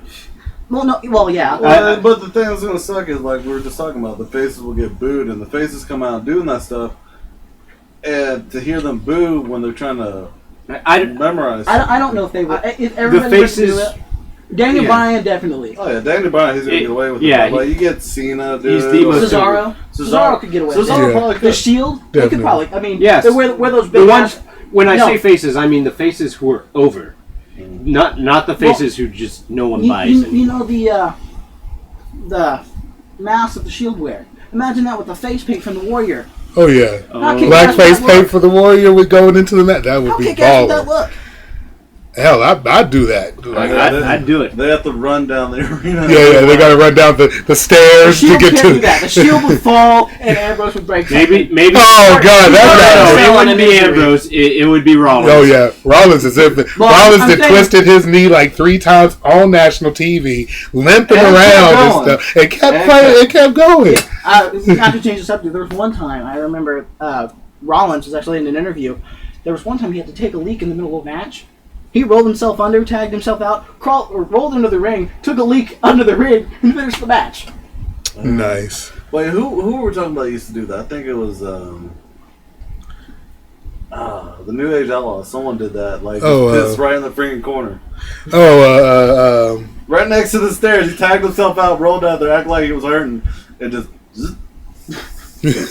Good thing we're PG now. Nobody wants to see a New Age Outlaws, ding dong. Yeah. Alright, moving on. Meanwhile, Back to the night of debuts. WWE Divas Champion AJ Lee comes out to talk about how she defied the odds at WrestleMania. Which she did. With her new girlfriend. to I'm be- joking. she did. They booze now. Yeah, they together. That's a package now. If you want one, you got to take the other one. Well, and Paige Sorry, comes CM out. Punk. Paige comes out to, and she gets a pretty decent pop. I don't know if you guys have been watching NXT. She's got some really impressive ring work. Oh yeah, definitely. She does. And she comes out to congratulate AJ, and AJ Lee just throws it back in her face, smacks her in the face, and puts your title on the line right then and there. And that's one thing I didn't see coming, of course. Yeah, no one saw it coming. In this moment, AJ knew she fucked up.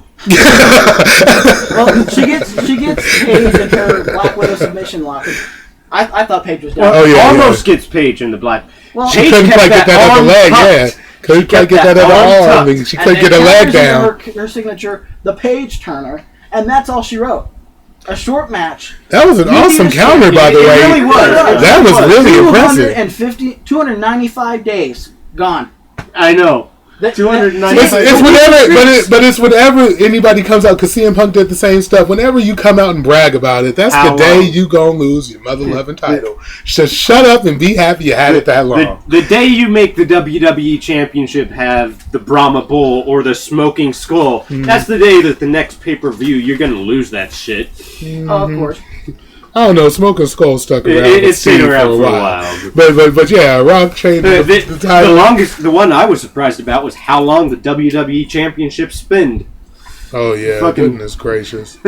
Well, I mean, I'm Gotti. I liked it. I'm a Gotti person. Shortly after The Rock brought out the current WWE Championship belt, he lost it the next pay-per-view. Lost it to John Cena. But and it had his customization. Yeah, but luckily they were able to they made it. Yeah, switch I like that. Well, I love that. Yeah, but if you guys looked on the website when the title first came out, you saw the plates for everybody. Yeah, and I thought that was awesome that you had changeable plates on that title. Yeah. Oh yeah, I mean, it's a whole lot cooler than the name. Yeah, definitely. I know, right? I still would have liked it with Daniel Bryan on his. If he would have had one that said yes, yes, yes, and then the other side said no, no, no. Oh, Are you gonna go? Or even the goat on the other side. Yeah, that would have been awesome. Or the beard is here. Yeah. All right, back on topic. Yeah, definitely. Next, Hogan presents the Andre the Battle Memorial Trophy to Cesaro. And then all hell breaks Zeb Coulter loose. comes out, starts talking, blah, blah, blah. Cesaro interrupts him and says, I am no longer a Zeb Coulter guy. I am a drumroll, please. Paul Heyman guy! And then the crowd goes wild. Cesaro. And I was like, yes. And Paul Heyman comes out. Paul Yes. Heyman comes out, and he's getting absolutely loved. Considering a couple hours before that, he was getting booed because of the streak ending. Yeah, but they're But the moment she gets Cesaro on your team, everybody's like, hey, Yeah. Cesaro. Bipolar WWE crowd. I'll tell you, just fickle. Very, just very fickle. Just like a woman. Well, Cesaro's new manager, Heyman, and his old manager, Zeb Coulter, have a little bit of a verbal debacle. And Swagger comes in. In the meantime, Cesaro gets a new nickname, King of Swing. Which was trending like 5 minutes after. I know, right? And then Swagger comes out, just attacks Cesaro, and then destroys the trophy. That Which I thought was pissed me just off. disrespectful. It absolutely pissed me off. The trophy, which, by the way, that version of the trophy was fake. clearly fake. Oh, of Yeah. course. It shattered into like a million Yeah. pieces. You could see it was plaster. I'm pretty sure you know the old thing. Did you guys used to watch Guts on Nickelodeon? I'm not Show! Okay, so you know what I'm talking about, the little piece of rock that they used to hand out. I'm pretty sure that was on the inside of that trophy, and it still said Guts on it. I'm joking, but no, for real. Probably. Cesaro and Swagger have a match, and I can't remember. How did that one end? Oh, man. Jack Swagger walked away. Oh, yeah, count out. Yeah, count out. Ended by count out. Well, and then we get to the main event. But not before freaking Cesaro tried to get that swing on him. He just kept running away. No. And the crowd was totally into it. Oh, yeah. I love him as a Paul Heyman guy. It's gonna be weird seeing Paul Heyman managing a face. But if you remember back when the Shield at first came out, there was all this skepticism about CM Punk, the Shield, and then it was Cesaro and someone else. There was like a Lesnar. 6-man, Cesaro and Lesnar, and they were talking about them all being like this giant stable. Maybe they might still do that, and that would be really cool. The Shields, we got Lesnar, the guy who ended the streak. Cesaro, the guy who won the first ever 30-man battle, or the first ever 30-man Andre the Giant over the top rope battle royal. You got Dean Ambrose, who's the current longest champion. He's held the title longer than anybody has so far, even though you can defend it 4 times a year and be a champion. Roman Reigns broke Kane's record of 11 eliminations this year. And his first Rumble. And his first Rumble, yes. And freaking Seth Rollins can break any bone and still wrestle pretty much. And takes leaks under the ring. Takes leaks under the ring. I mean, we would like to give you some more accolades. Well, he has really stepped up as the leader of the group. He really is. And he flies so it's really going back. And I think that's why they're syncing so well now, is because now it's not the fight to see who's running the show. We all run the show together. Yeah. Well, and speaking of the Shield, finisher. Oh yeah. Oh, that's stomp. And what I think is cool, they finally have a name for Dean Ambrose's finisher, Dirty Deeds. I love it. Perfect. I love it. It's the so AC/DC good. fan in me came out right there. I showed my inner AC/DC fan. That's a good thing. Well, of course. So the main event here: Triple H and Bryan for the title. Bryan comes out, huge New Orleans response. And then Orton and Batista come out to no music and beat the living hell out of him. And then Kane wants some. Chokeslams Bryan. Triple H comes out, demands that the referee start the match, even though Bryan can't stand. Getting ready to finish him off, and what do we hear? Sierra, Hotel, India, Echo, Lima, Delta, Shield. Damn. They come out. Triple H is trying to maintain order. The other three are trying to get in and start fighting. He's like, we're not going to start a war. No, you started a war at WrestleMania, let me tell you. Mm-hmm. Oh, and it was nice. It broke down. It really did. It broke down just because the Shield was like, you know what? We're done. We're through with the bullcrap. We're not your lackeys anymore. They're the hounds of justice, and they are the fighters of injustice. And Triple H trying to be the champion is definitely unjust. I'm telling you. Bad for business. Very bad for business. And therefore business. They are definitely. The Shield is definitely what is best for business. Oh yeah. So that was Raw. All right, so Triple H gets speared by Roman Reigns. Yeah. Yeah. And then Superman Punch City. Everybody. Everybody gives up. I didn't even think it was going. He was like, boom. Second one more. All right. Drops it with his arm. Bam. Hits the mat. Who got triple power bombed in that one? I want to say it was Kane. With his Kane, and then someone stood back up and got. Or no, before Kane got triple power bombed, he got the running knee. Yeah. Triple H got the running knee too. Triple H got the running knee. It was awesome. It was hectic, but it was controlled hecticism. And you had the four biggest faces in the company in the ring at the same time. Mm-hmm. All you were missing was Big E Langston. He ain't any black wrestler. I'm for the black. I'm starting the new Nation of Domination right now. I'll be your Owen Hart. And you suck. You don't see him getting on the Sin Cara Rey Mysterio bandwagon. Yeah, well, I'm that's sure he him. is a fan, but oh yeah. Oh please! The first time he saw Rey Mysterio, he was sitting there eating chips. He was like, "That's our guy." You want to play that? Oh yeah, I went there. Alright, so the next night on Main Event, we got a rematch for the ages. The Wyatts and the Shield. The Wyatts and the Shield. Which I thought was 3. It was good that they started the show with it, but the way they ended the show, it didn't they didn't follow it. That should have been the end of the show. The Shield beat the Wyatts in dominating fashion, which did not happen in the first two. But they were fighting on the same page. Exactly. They were never on the same page. And it shows how much freaking each team has grown as of late too, because you got all these new just styles coming in from the bigger wrestlers too, because you didn't think like freaking Harper and them knew like all these moves they was pulling out of nowhere. Luke Harper will freaking suicide dive. Jimmy Uso does that little corkscrew thing. Somebody that big shouldn't be doing that. But he pulls it off. Mm-hmm. The big wrestlers have been making the name for themselves. Mm-hmm. Definitely. And it all started when John Cena pulled a fucking Hurricane Rana. I remember that. CM Punk sold that very well. He really did. And everyone always talks about John Cena's Hurricane Rana. No one ever talks about CM Punk did selling the hell out of that. But CM Punk, just before, did an awesome pile driver on John Cena. Mm-hmm. Yeah, he's like one of the few guys who's cleared to do it.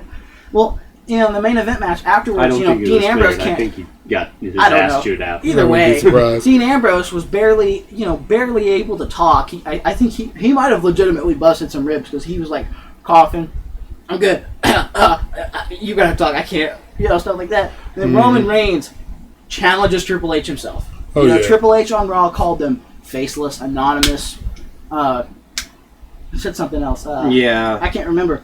But Shield is the only turncoats I like in WWE right now. And Reigns said, "Are we?" He asked Ambrose, "Are we faceless? Do you have a name? Do you have a name? Well, I have a name. Triple H. My name is Roman Reigns, and I speared you on Monday night." Just awesome. It was delicious. All the hate.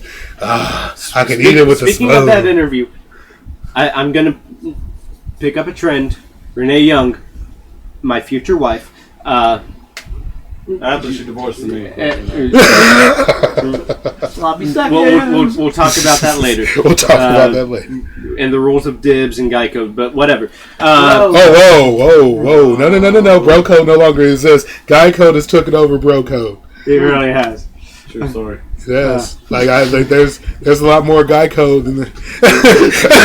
No, you know how I met your True story. Yeah. True story. Thank you, Marty Stinson. Yeah, love it.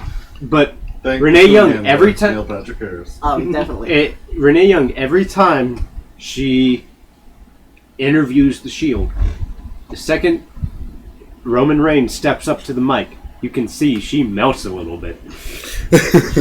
He's got her in the palm. Oh, he's made them. He's made them ankles clack now. Trust me. Wait until he gets to go solo and he starts letting that little bit of the Samoan come out of him. Way. I know. So you like some my uncle's The Rock, and would you like some pie? If we were still in the Attitude Era, while these interviews were happening, you would see her panties hit the floor. Mm-hmm. I guarantee you they censor that out or something. Because I'm sure that happens. Yeah, absolutely. Bam! Oh, Roman Reigns is here?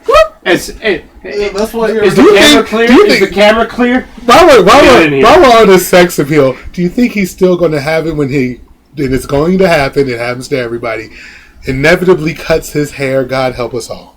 No, no Simone cuts their hair. Oh, please. Rock shaves his fucking head. Half. Okay. He's not full-blooded. Okay, let's go farther. Chief J Strongbow cut his hair smooth off as soon as he retired. He cut his hair. Who knows? Maybe it'll happen in a hair versus hair match. Rikishi. Screwed. Junior Fatu. Freaking Umaga. That's who. Well, he didn't cut his hair. He had those dreadlock looking things. Oh yeah, that's right. But he did shave the sides off, so it counts as a haircut. Yeah. Okay, sorry, I'm gonna go off track on this one. Well, we've already went all the way off the right. Yeah, we're talking about Samoan haircuts. I'm pretty sure you remember one of the girls that worked at the restaurant. She shaved the side of her head off. Yeah. She could rock the fuck out of that look. I'm just saying, and I'm sorry. Okay. I'm not. Anyway, yeah. But some people can't. They're like, oh my god. Some people can pull it off. Some people can't. You can't pull it off. Do not try. You're gonna have to buy a weave. So, no offense, whoever was in the second match of main event, I don't remember it. Either do I, because I was so amped.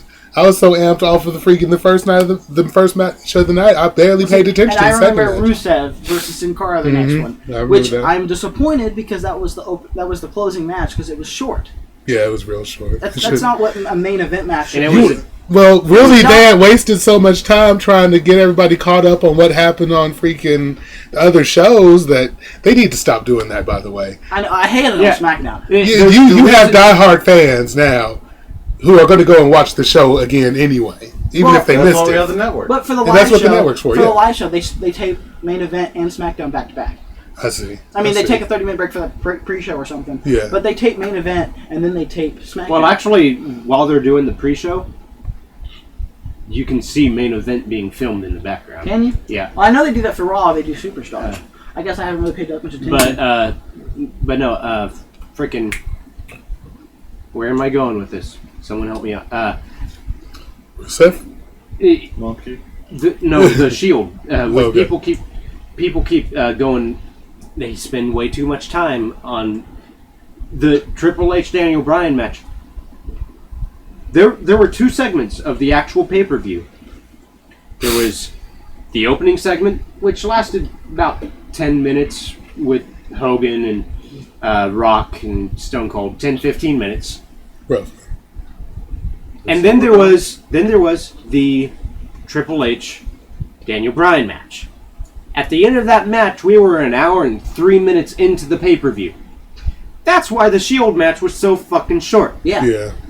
That was a 45-minute long match. It shouldn't have been either. It was a great match. And what kills me is they give every match, like they used to give matches realistic time limits back in the NWA and stuff like that. Like 30 minutes. Yeah. Like this 20-minute time limit. Yeah. Now every match is an hour-long time limit. Why?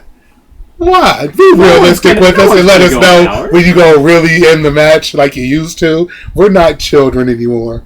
We can take it. Well, I mean, especially for the pay-per-views, though, like, especially match, if you put a 20-minute time limit on there's no new champion. Yeah.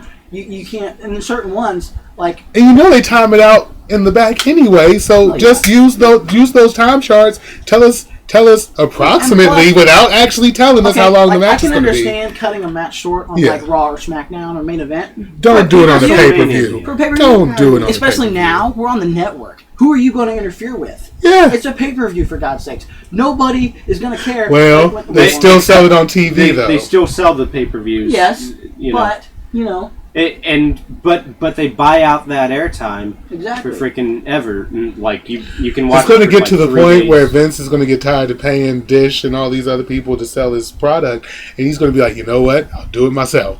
Well, And he's not paying them. They're making a shit ton of money off of him. Yeah. and It's you can found still money. you can still order the pay-per-view off of WWE.com. Yeah. Yeah. So I mean, just monopolize it. You know. Yeah. I mean, Don't give not really don't give monopolize Dish it, and them the opportunity to make you have to cut your show short. Dish wanted to drop because WWE Network was internet based. Dish wanted to not carry WrestleMania. The backlash against that decision, like a week before WrestleMania came out, Dish was like, "Fuck it, we're losing a lot of money than a lot more money than we were expecting. We're gonna sell WrestleMania," and they made a lot of money. Yeah, Microsoft hopped on that bandwagon pretty fast too.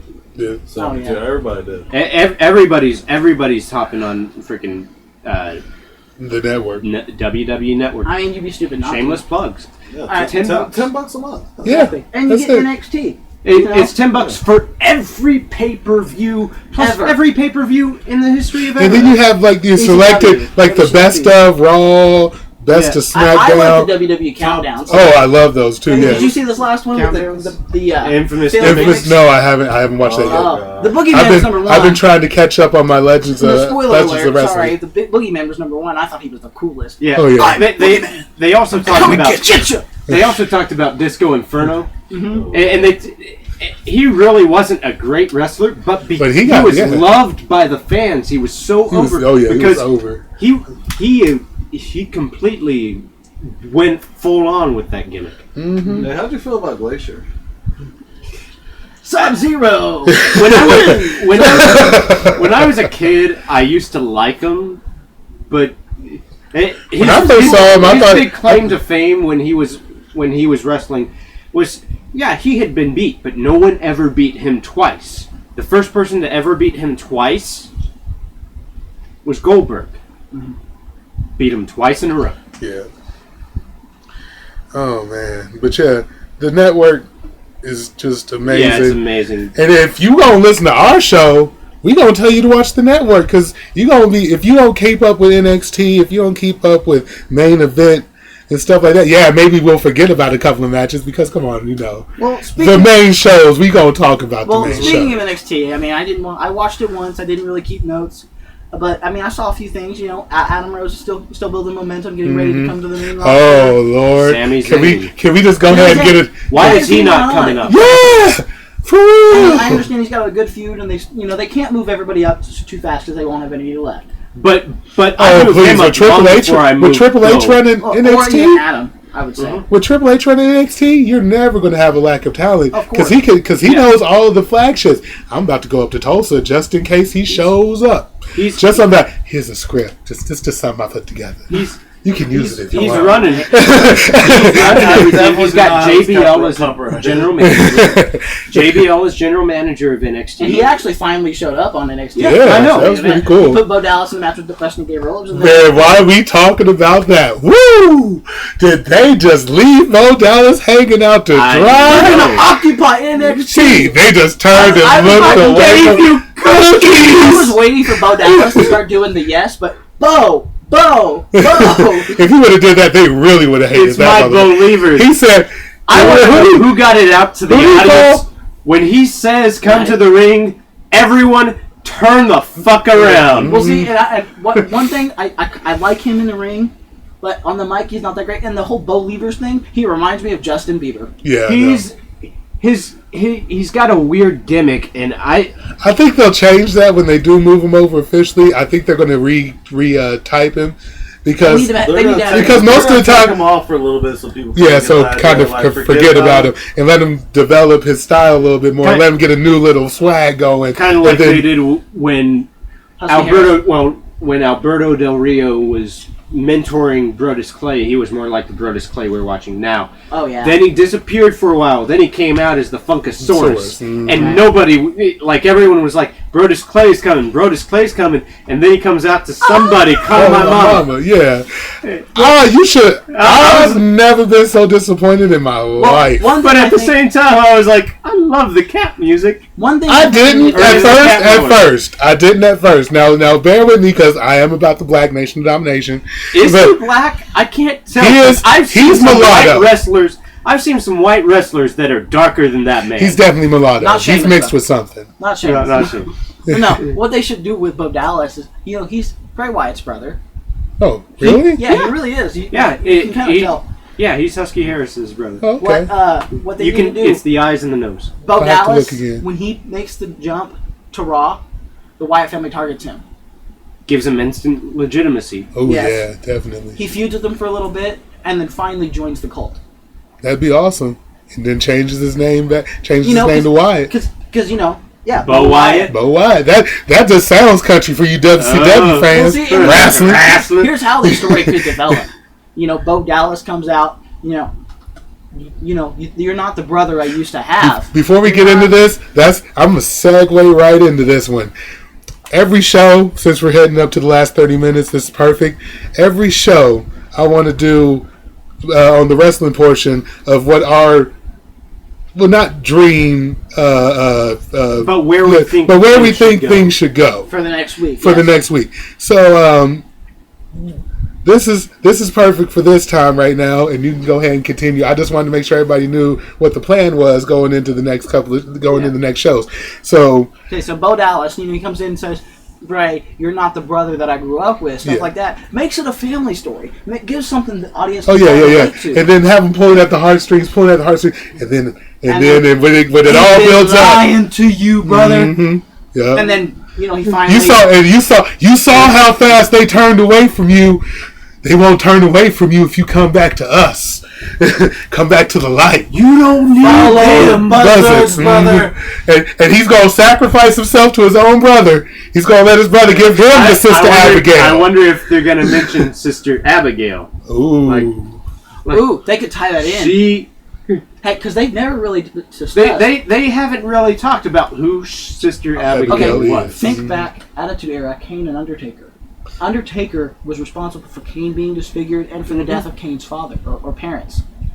You throw something similar to that, maybe Bray Wyatt's responsible for the death of Abigail. Ooh. In a way, in a weird, twisted way. That's why you always got to get a kiss like Sarge Gibson. Wow. Exactly. Mm-hmm. That would add. I'd get chills just thinking about that. But think about that. Think of like Bray Wyatt just drops down in front of Bo, lifts his hands up, and Bo grabs him, turns him around. He doesn't want to do it at first, and then he just boom drops his ass, and the crowd just goes crazy. I can see it now. First time that he did that, my grandpa, he's not. He watches, but he's not as big of a fan as I am. Yeah. He's like, Bray Wyatt is a sicko. Why would he kiss a full-grown man? It's symbolic. I love it. Oh yeah, I love it too. And I get chills every time I see it. It's just like CM Punk just laying his head on his hand. Or if you want to go back, Ravishing Rick Rude, when he would pin somebody, he'd do the whole little Shirley Temple when he was pinning them. That little fake ass smile and shit. The eyelids fluttering and shit. I was like, come on, you kind of gay right now, Ravishing Rick Rude. Rest in peace, Rick Rude. Yeah. Bobby Roode, don't come and kill me for talking about your daddy like that. I'm sorry, Bobby. Bobby Roode. Also, don't come and kill us for dissing on your company, but fuck TNA. Oh, God. We will never, ever, ever talk about TNA in this house as long as they keep going down the toilet the way they are. Yeah. I watched one time and I was disgusted because their mic work is terrible, the ring work is terrible. I couldn't watch it. It's because Dixie Carter is slowly losing it. She doesn't understand how to run her business anymore. Okay, TNA is the one place. The only way they're going to make money, let people in for free, charge them to get out. Okay, but before we get too far into TNA, Houston, what do you want to see going into the next week? Going into next week, I want to see more developed between the Shield and the Authority. I want to see tag team match set for Extreme Rules. And Fish and I were talking about it. I think to add some pressure for the Authority versus the Shield, Dean Ambrose hasn't, like, legitimately, and in the rules of kayfabe too.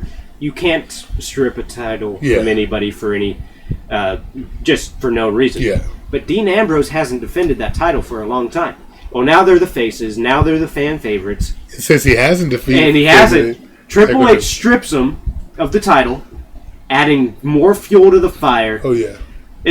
Plus, it would get, because we've got so many storylines of the Shield sticking together and facing as 3-man teams, like me and Fish were talking about earlier today. It's great that they're sticking together as 3-man teams, but it doesn't allow him to ever defend that title, and so the title has fallen off the face of the earth. Oh yeah. So strip him of the title, and it gives better feud for the Shield and the Authority. Also, start like a 16-man tournament for the next 3 weeks. That would be great if they brought the tournament back. Finals at Elimination Chamber. Extreme Rules. Extreme Rules. My bad. Starting with a knee. But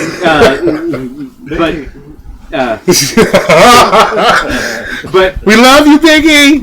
I don't want you to win it, Biggie. You've already got a belt. But more than merrier. 16-man tournament for the U.S. title. Put Dean Ambrose in the tournament and give him a chance to reclaim his title, and have Triple H and the Authority screw him out of it. Oh yeah. More fuel, and it needs to be whoever is not going to be in the championship match this next month. Okay. Kane we know isn't going to be in it. Yeah. We know the New Age Outlaws aren't going to be in it, but I doubt we're going to see them anytime soon. I'd like to see them pull talent from other places just to give them a chance. For the Authority? No. For when they do the tournament. Kind of like what they did with Dallas the other year in the Rumble. Let him compete in the tournament for the title. Maybe give Rusev a push. Oh yeah, definitely. Matter of fact, give him the title. Well, I would love to see Rusev have the U.S. title, just because then you got the country type of back and forth thing going on, where he could just talk trash on America because he's our U.S. champion, like Cesaro did when he first came out. You could do that, but I don't feel like he's quite ready enough to be a title holder. I don't believe he's proven himself enough. He's had 2 squash matches against Sin Cara and Zack Let's give him somebody serious. Yeah. Put him in a tournament. Let him get to the semifinals and lose clean. Everyone keeps. If you want to make it one of those upset losers where he thinks he's got the upper hand, roll over 1, 2, 3. Yeah, leverage pin. Leverage pin. I'd like to see Chris Jericho come back, possibly for this, but yeah, U.S. title tournament. I would love to see that. You got any ideas for next week, Rubicron? I'd actually want to see something between Orton and Batista come back into it, and then going after the Usos and actually stripping the titles from them, give the Shield actually reason to go after them and get the titles back to the Shield. Also, get Dean Ambrose to keep it. And see, you're touching on something, but I'll give y'all this when I get to my turn. But you're touching on something that I really want to see in the WWE. But go ahead. I would want to see something like that, and then Daniel Bryan and Triple H kind of. I don't know what I want to see with that, but at the same time, Orton still has his rematch in his contract. Mm-hmm. Now I'm curious when he's going to want to cash that in. Ooh. He's got to do it in timely fashion, and he's got to do it in a way that makes him a heel. And he requested to do it that night, and then he got thrown into the tag team match. Yeah, but he still is legitimately guaranteed his rematch. So, but yeah, what I was wanting is actually a build up to something way bigger. I want to see the whole locker room split in half. I want to see the people who agree with the Authority and the people who agree with the Outlaws. You know what I'm saying? You've been watching that New Blood Rising too much. I have. I really have. But the reason I want to see this is because then it becomes a fight to see who can hold the most titles. That would give everybody a piece of gold that deserves some gold at that point in time. And yeah, it's going to be a split. I'm not saying all one side should have all the gold. I'm saying by the end of that, and have a new pay-per-view for it. You know what I'm saying? All that stuff. Kind of like bragging rights. Yeah. Yeah, that's what it was. It was going to go back to Raw versus SmackDown. Yeah. It would be like a click like that kind of format again. Authority Outlaw. Yeah. What you were saying. Yeah, pretty much. And free. That's always a good trade too. It is, and I think if we can just if we can even out the talent to where the crowd doesn't know who to cheer for anymore, I think that would make it even more exciting for the live viewers as well as the people who are watching it on TV. Yeah. Oh, definitely. Well, what I would like to see in the next week or so, definitely some more with the Shield and the Authority. Yeah. But what I would like to see is, at Extreme Rules, I guarantee this is probably not going to happen. But, you do a traditional team versus team captain versus team captain kind of thing. Yeah. Daniel Bryan and the Shield versus Triple H and the rest of his Authority. 4-on-4 tag team match. Exactly. And the winner. Ooh, I'd even like a tornado. Mm-hmm. I watched, they had just showed a tornado match. I didn't even know they still knew what tornado matches were. Mm-hmm. And you do that, and if Daniel Bryan's team wins, he keeps the title. Triple H's team wins, Triple H gets the title. Now, for that one to work, Orton, Batista, and Triple H cannot be on the same page, because who's going to want to win a bet or win a match that gives the belt to somebody else? Yeah. Mm-hmm. I'd like to see that. I'd like to see Rusev get some more legitimacy. I'd like to see Cesaro and Swagger get physical. Actually, and build towards a I would like to see Cesaro. I want Cesaro to be the one that puts Rusev to the bearings. That would be a great match. That would be a great. Oh yeah. 2 Europeans. Oh yeah, that makes it even better. Just Bring back the European power, champion. and it's going to be so much power in that ring. I don't think people can take it. Well, there's that. I'd like to see Paige and AJ Lee put together a solid feud. I'd like to see Paige and AJ Lee, because Paige was trying to be respectful. I want AJ Lee to realize what Paige was doing and, invite Paige into the fold. Here, come hang out with us. Get on her good side. And then at the last minute, do what Triple H did to Randy Orton in Evolution and turn on that bitch. There's no way that's going to sell with the fans. That'd be perfect, though. The Black Widow. Yeah. Gets close to you. Yeah. Helps you out, and sleeps with you, and then when she glaze her eggs, and I'm taking my damn title back. Half. Half. Eddie Murphy woke up in a dream and was like, half. I was actually hoping for Tamina versus AJ. Oh, that would have been awesome. Everyone was looking the way they forward made to Tamina defender and all that stuff was like. Well, it'd be weird for her to turn and be like. Well, she was playing these mind games with Tamina too. Maybe it'll happen once Paige and AJ have done their battle and all that. And, so maybe it'll happen. Because Tamina's getting real close to that push. You can tell. Oh, definitely. That super kick, that super fly splash. Oh, man. She's getting closer. Giggity. See, what else would I like to see? I mean, I'd like to see Ambrose, I'd like to see both mid-card titles, the Intercontinental and the United States Championships, both get some prestige. Because get defended. Big E's last legitimate defense. I need them to merge them championships, though. See, so we can bring back another championship. We can bring back the hardcore title. What would you call it? Well, you would still call it the WWE World Heavyweight Championship, but you would merge the titles into one title. I thought you were talking about the Intercontinental US. Oh, no. I'm talking about the two big championships right now. Instead of carrying two giant belts around, let's merge it into one belt, and then bring back like the light heavyweight championship. Bring back the cruiserweight title, or bring back freaking the heavy. I would love to see the hardcore championship come back. Those were fucking crazy matches. Oh, those were. Especially because that was the one. And let Mankind be the one to come back and bring that belt back. Yeah, the original hardcore title belt. The referee for the inaugural hardcore championship match. Oh yeah. That would sell pay-per-views. Oh yeah. That would sell the network right there. By the way, who would be the referee for my tournament that I'm thinking of for the U.S. title, the finals? Ambrose. No, I'm thinking the finals. The referee. The icon of WCW. However, there are reports that he actually has not signed the contract yet. They're drawing it up. There's reports. But reports are conflicting. I did see an interview, though. I don't know how old this interview was when he said that.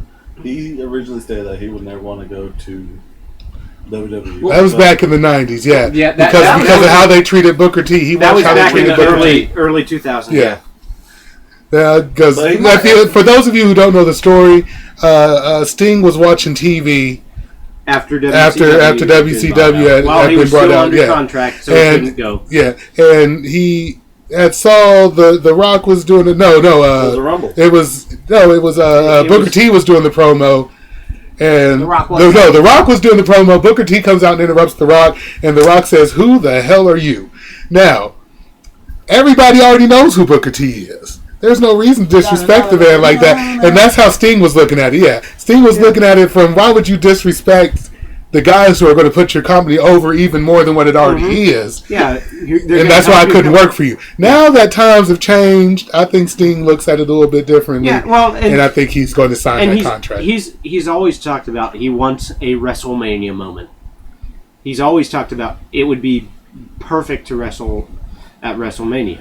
He's such a big loyalist, though. Like, would he ever leave if he got that contract? Well, would he ever leave? I don't think he would. But imagine him as general manager. That would be amazing. Well, see, and actually, it was like the day before WrestleMania. He was at WrestleCon, which was in New Orleans, right? Yeah. And he was, talking to some fans, and he was actually on the mic. He said, "I just got to tell one last thing before I leave. I have a new favorite number, 31," which hints that he might be on contract by the time WrestleMania 31 appears. Yeah. And we were talking about that for a while too. Yeah. You know, to WrestleMania, that Sting and Undertaker. Yeah.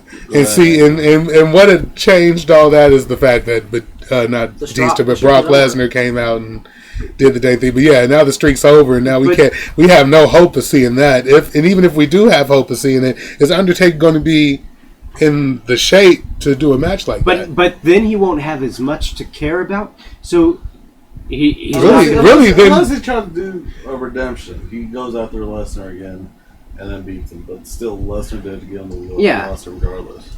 Win or lose, if they do. Yeah, he would be restarting the streak at 21 and 1, ends it, then restart his streak at 1. We'll see. And that would be nice. The thing is, though, I don't know if the WWE will let that happen because he had a concussion at the end of that match. And that was a simple version of the match. You didn't see very much phicality from Lesnar. Lesnar's head was a good foot from the mat when he went for the tombstone. It was. Oh man, I just can't believe it's over. Of course, I did notice something about the tombstone too. It wasn't the normal tombstone where he's got leg on either side. Yeah, his legs on both sides. His both legs were on this side, which puts him sitting further up. Because when you got a leg on either side, the waist is actually because you got your head in between. Well, that groin area is now moved up another freaking 6 to 8 inches. Mm-hmm. So that accounts for as far as we saw. Because a 4-inch gap on TV, you're not going to be able to see that if the cameras know what they're doing, and they fucking do. Of course. It's WWE. Vince McMahon wouldn't allow that. I heard Vince McMahon is ruthless on that damn earpiece. Oh, of course. One more thing that I forgot to add this in what I'd want to see. Yeah. They've been reports been thrown backstage that McMahon might be coming back to TV soon. That'd be nice. What if McMahon is mad at Triple H because he's now trying to take over his company, and now he sides with Daniel Bryan? Yeah. Triple H has been saying a lot of times, this is my company. Mm-hmm. And there was one point where they were calling Stephanie McMahon the owner of WWE. Mm-hmm. She's a principal owner. They've gotten back to that, but there was one point in time they were calling her the owner of WWE. I would love to see Vince come out and say, I just came from the board. Basically, Hunter, you're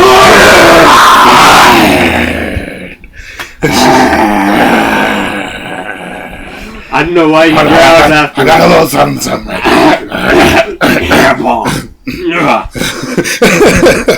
I think he does a better "you're fired" than Donald Trump. Donald's like, "You're fired." You're fired. McMahon's you're fired. It's like a pit bull, and now his daughter's doing it, and her growl's just adorable though.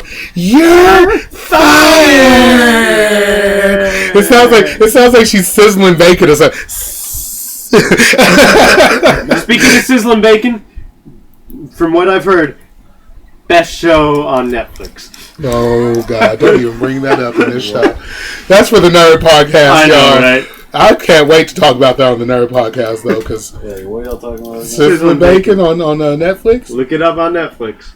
It's 10 minutes. Yeah. I'm barely of sober. sizzling of a video I've been drinking since 4 when I went. Well, that's going to make you like want to eat bacon. Yeah. So you probably shouldn't watch that. You didn't know bacon leads to low semen count, right? Okay. Perfect. I don't care. I'm just fucking prostitutes anyway, man. I ain't really doing nothing with my I'm life. sterile anyway. I think we're getting a little too Ladies. close. No, I'm sterile. Ladies. Listen here, I'm not gonna go there. I'm about to get there. All right, y'all. We're coming up on the last 10 minutes. Let's get some last final thoughts. Before we get there, Okay. there's something that I kind of want to challenge the 4 of us. WWE comes out with their Power 25 every week, right? Word. What if we decided to make our own Power 25? Each of us individually, we rank the top 25 superstars, how we see fit, however we want to do it, whatever criteria. Like, for example, if they win their match, they move up. If they get the better of somebody, they move up. We decide, And now we need to go ahead and line this out. We talking main roster guys, or are we going to go all across the WWE board? I say everybody but NXT, because NXT is in their own. Because they've got their own championship. Okay. Who's gonna put Adrian Neville over Daniel Bryan? Nobody. Even if he goes undefeated, he's not better than Bryan. Guys like me, I'm gonna do it. So anybody who's on Just the main 'cause. shows, flagship shows, Raw, SmackDown, and Crown main event, 2.0. Okay. and just every week we'll compare our results, however we see it. Now to use, what I'm gonna do, I'm gonna use the current Power 25 and make changes as I see fit on there. I think that'd be cool. We can do that, and then once we get our Twitter account set up, we can have people do it, and we can give them a shout out if they. Speaking of y'all, next show we're gonna have spots. We're gonna have a Twitter by next show. We're gonna have emails by next show. We want questions. We want to know what you guys want to hear on the show, especially when it comes to the nerd side. We know a lot about wrestling as a collective. Me and Rubicron are really nerdy, so we can cover that for the most part. I don't know how nerdy you two are. I watch a little anime, not much. Okay. I actually got one anime I definitely need to get into. It's called JoJo's Bizarre Adventure. I'll definitely take a look at that. I have. You've been watching Soul Eater. I've been watching Gundam religiously. I don't watch anime too much, but I. Oh yes, Zig-Zion. All hail the Principality of Zeon in this house. but no Federation bullshit in here. I'm fairly technologically savvy, so I'm gonna throw a lot in tech geek. That's good. That's good. Yeah. And movie reviews. Oh yeah, definitely. Especially for the new stuff, you guys. Like we want, and if you want to hear a specific review or what you think specifically we should go out and go see, give us a little list. Limit 5 movies per person per email. You can email more than once. I just don't want to be looking at this entire long list on one email that has like 60,000 movies that ain't even come out until 2016. We're in college. We're in college. We got jobs. And this is the last little bit of free time I have. Yeah, okay, give it some time. Yeah, for real. Let me at least be able to get it on bootleg. Or watch it on the internet. Sorry, FCC. Disclaimer: we do not engage or endorse any of these activities. Yes, exactly. Hey, don't you get us sued. Okay. Don't you get us lawyers sued. too. Yes. Matter of fact, dang. If Handsome was here, he has a great lawyer voice. Yes. We got to get him over here just to do this. Irvin R. Shyster. Irvin R. Shyster. IRS! I can't believe you brought it up. I got a prize for $1 million man. Oh man, we just brought up IRS on our phone call, right? We remember we name dropping everybody. I think because you're about to be audited. I think it closes it out for the first podcast. We're gonna go around. We'll start with B. Just top 3 favorite wrestlers of all time, and short reason why. Okay. Let's even go in this one. Let's go in what era as well. Okay. Well, I'm going to choose. Okay, let's say it this way: what he just said, and then choose one era, and then choose your 3 wrestlers. So my era will definitely be the Attitude Era. I had more fun watching the Attitude Era than I did watching anything else. We'll even go back and we'll start it back. We'll say 97. We'll get started at 97. Just so I can involve IRS. Not that he's on my list, but I love that dude. I love the gimmick. It was a great gimmick. But my three favorites back then would have been Ron Simmons, or back then he was Farouk. Damn. Damn. It's my nigga. His motherfucking nigga. I'm not black, and I said it anyway. Come at me. I can say it because I'm black. I would say Stone Cold Steve Austin, definitely. I mess with Stone Cold, and then I got to give it to my man, DDP. Bang! We're going to go ahead and pass the fish. I'm actually going to do 3 from each era because I have 3 favorites from each era. We're going to say the pre-Attitude Era, like the WrestleMania era, where it all got started. Okay. I'd have to say Andre the Giant. Yeah. I mean, he went undefeated forever until WrestleMania 3. Oh, yeah. Ultimate Warrior, God rest his soul. I will always remember. Dun dun dun dun dun dun dun dun dun dun dun dun dun dun. Great, absolutely great. You gotta respect the warrior. And then, of course, Hulk Hogan. Oh yeah. Attitude Era, I would say The Rock. The Hardy Boys. I'm gonna use both of them together. That's fine. And then Steve Austin. Oh yeah, definitely. Current. The only reason I left The Rock out of mine is because I think DDP worked harder than The Rock to get to where he was in that time. He started out when he did come to WWE. It took a lot of stuff away from him. Mm-hmm. And the current era, I'd say from like Ruthless Aggression to PG. Okay. I'd say CM Punk. Actually, no, I'm gonna change that. He's gonna be number 2. Triple H. Yeah. I've got so much respect for that guy. He's an asshole right now, but Triple H, then CM Punk, and then of course your current WWE World Heavyweight Champion, Daniel Bryan. All right. Is that all for you? That's all for me. All right, Rubicon. Let's see what you got, man. I'm going to go with him and go on just with Attitude Era and then Post-Aggressive and PG Era. Attitude Era, I got to throw my boy Goldberg in there. Ooh. Oh, man, I can't believe I forgot about Goldberg. Y'all two passed up on him, and shame on you. Well, no. I'm sorry, fans. Well, mostly because he was WCW at the time, and he really didn't start getting into until right around Ruthless Aggression was starting to turn around. Yeah. Well, pretty close. No, he didn't get into WWE. Well, exactly. And it's not like we're isolating it. We're going to talk about the past here. I mean, not in this episode because it was WrestleMania. Yeah. Come on, for we God's brought sake. up DDP. Though. I brought up DDP, but technically he broke in right before the end of the Attitude Era and the beginning I'll of the put him as an honorable mention for all 3. Like he's I like my that. honorable mention. Yeah. Let's see. Number 2. Who don't? Okay, call me a stereotype. Eddie Guerrero. Oh, I like man, cheese. That's not stereotype. That's not stereotype. Everybody loved Eddie. Follow Mexicans. That's how I roll. Eddie Guerrero. I love Eddie Guerrero. Eddie Guerrero was a shit. Mm-hmm. And of course, I gotta throw some Cold in there, man. He was always our boy. Favorite episode, favorite segment is when he drove the beer truck in. Oh yeah, yes, that was awesome. Showered everybody. That was showered actually real beer too. It must have been a tasty ass little day. 3-year-old babes are out there. Yeah, man. You just got this. They're gonna be watching the videos like that. Better not touch a baby, or I swear to God, I'm suing something to that. You guys remember when Kurt Angle tried to do that with the milk? Yeah, that was awesome. It was a fail. It was so great. But it was. They put him so over. My favorite would have my top favorites, and I'm picking some that I like. You mentioned Goldberg. I'm surprised you guys passed up Shawn Michaels. I thought about that, but I did. I didn't know which era to put him in because he was in the previous WrestleMania, and he was or the WrestleMania era, and then he was also in the Attitude Era, and he's also. And yeah, that's really that's why I didn't pick him because he's so hard to isolate. Yeah, really is.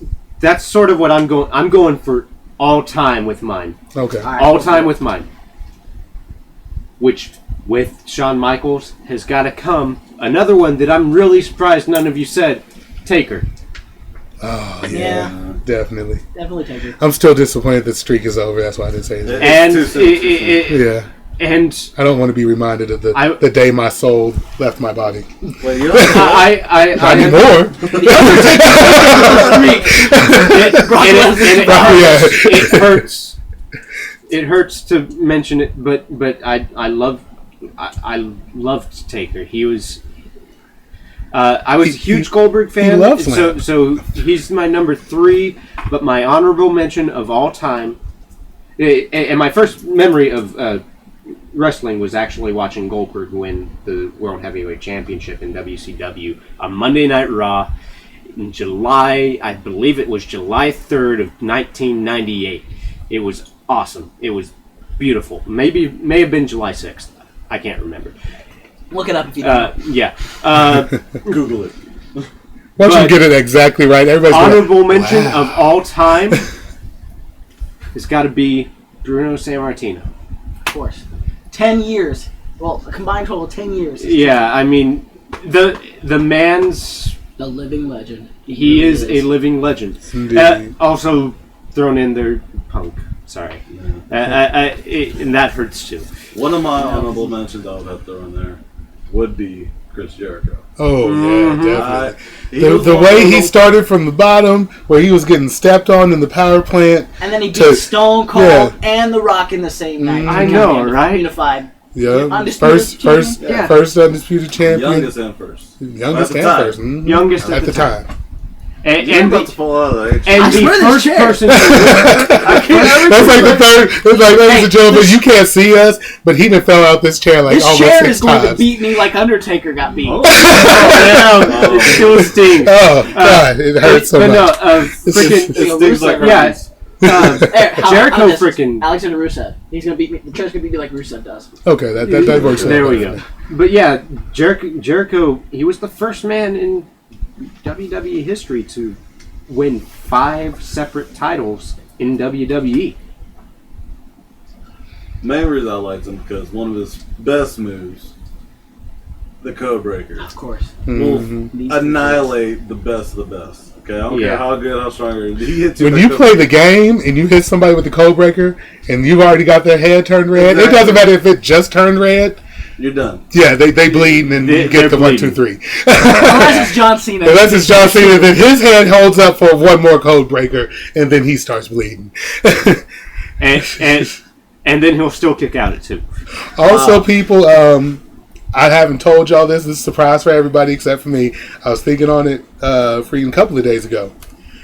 Once we get, it's going to take a while, people, but I'd like to get a website off the ground for us and just put cool videos. Even if we just open up a YouTube, we can just put little funny videos on there or put gameplays on there of us playing like wrestling matches online. Me and Junior sitting here playing freaking Gundam you guys have PS3 and stuff like that. Yeah, we have PS3 here. We got freaking Xbox 360. We got it all. Look me up. We'll play some 2K. We can record conversations. It'd be great. Oh yeah, definitely. But yeah, I love to do that. And once again, we're open to ideas, people. Next week we'll have this everything for you. Yes. Twitter, email, we'll Facebook. Try to shorten it down to an hour. So we can send us your shit. Well, it's going to be a 2-hour show regardless. We're going to try. Yeah, we're going to try to short. It's going to be freaking like hour wrestling, hour nerds. Can I nominate like a drunk podcast probably? Oh yeah, and you know what? We can have special occasion podcasts. We can do stuff like we don't always have to talk about wrestling and nerd stuff. Yeah. We can have special occasion. Like say a new Bruce Willis movie come out. We can talk about Bruce Willis. Welcome to the podcast of the first episode of this season of Key and Peele. Yeah, exactly. We might start out with one podcast a week. We might go several a week. Hell, we might even do a podcast on Bud Light because it's so delicious. I'm joking. Don't hold me to that. Don't start this war in this house. Don't do it. I think we're out of time, guys. Yeah. We are 2 minutes. An argument later. We're at 2 hours and 2 minutes. So let's go ahead and sign out. I'm the Double B. I'm House. Rubicon, baby. This is Fish Food.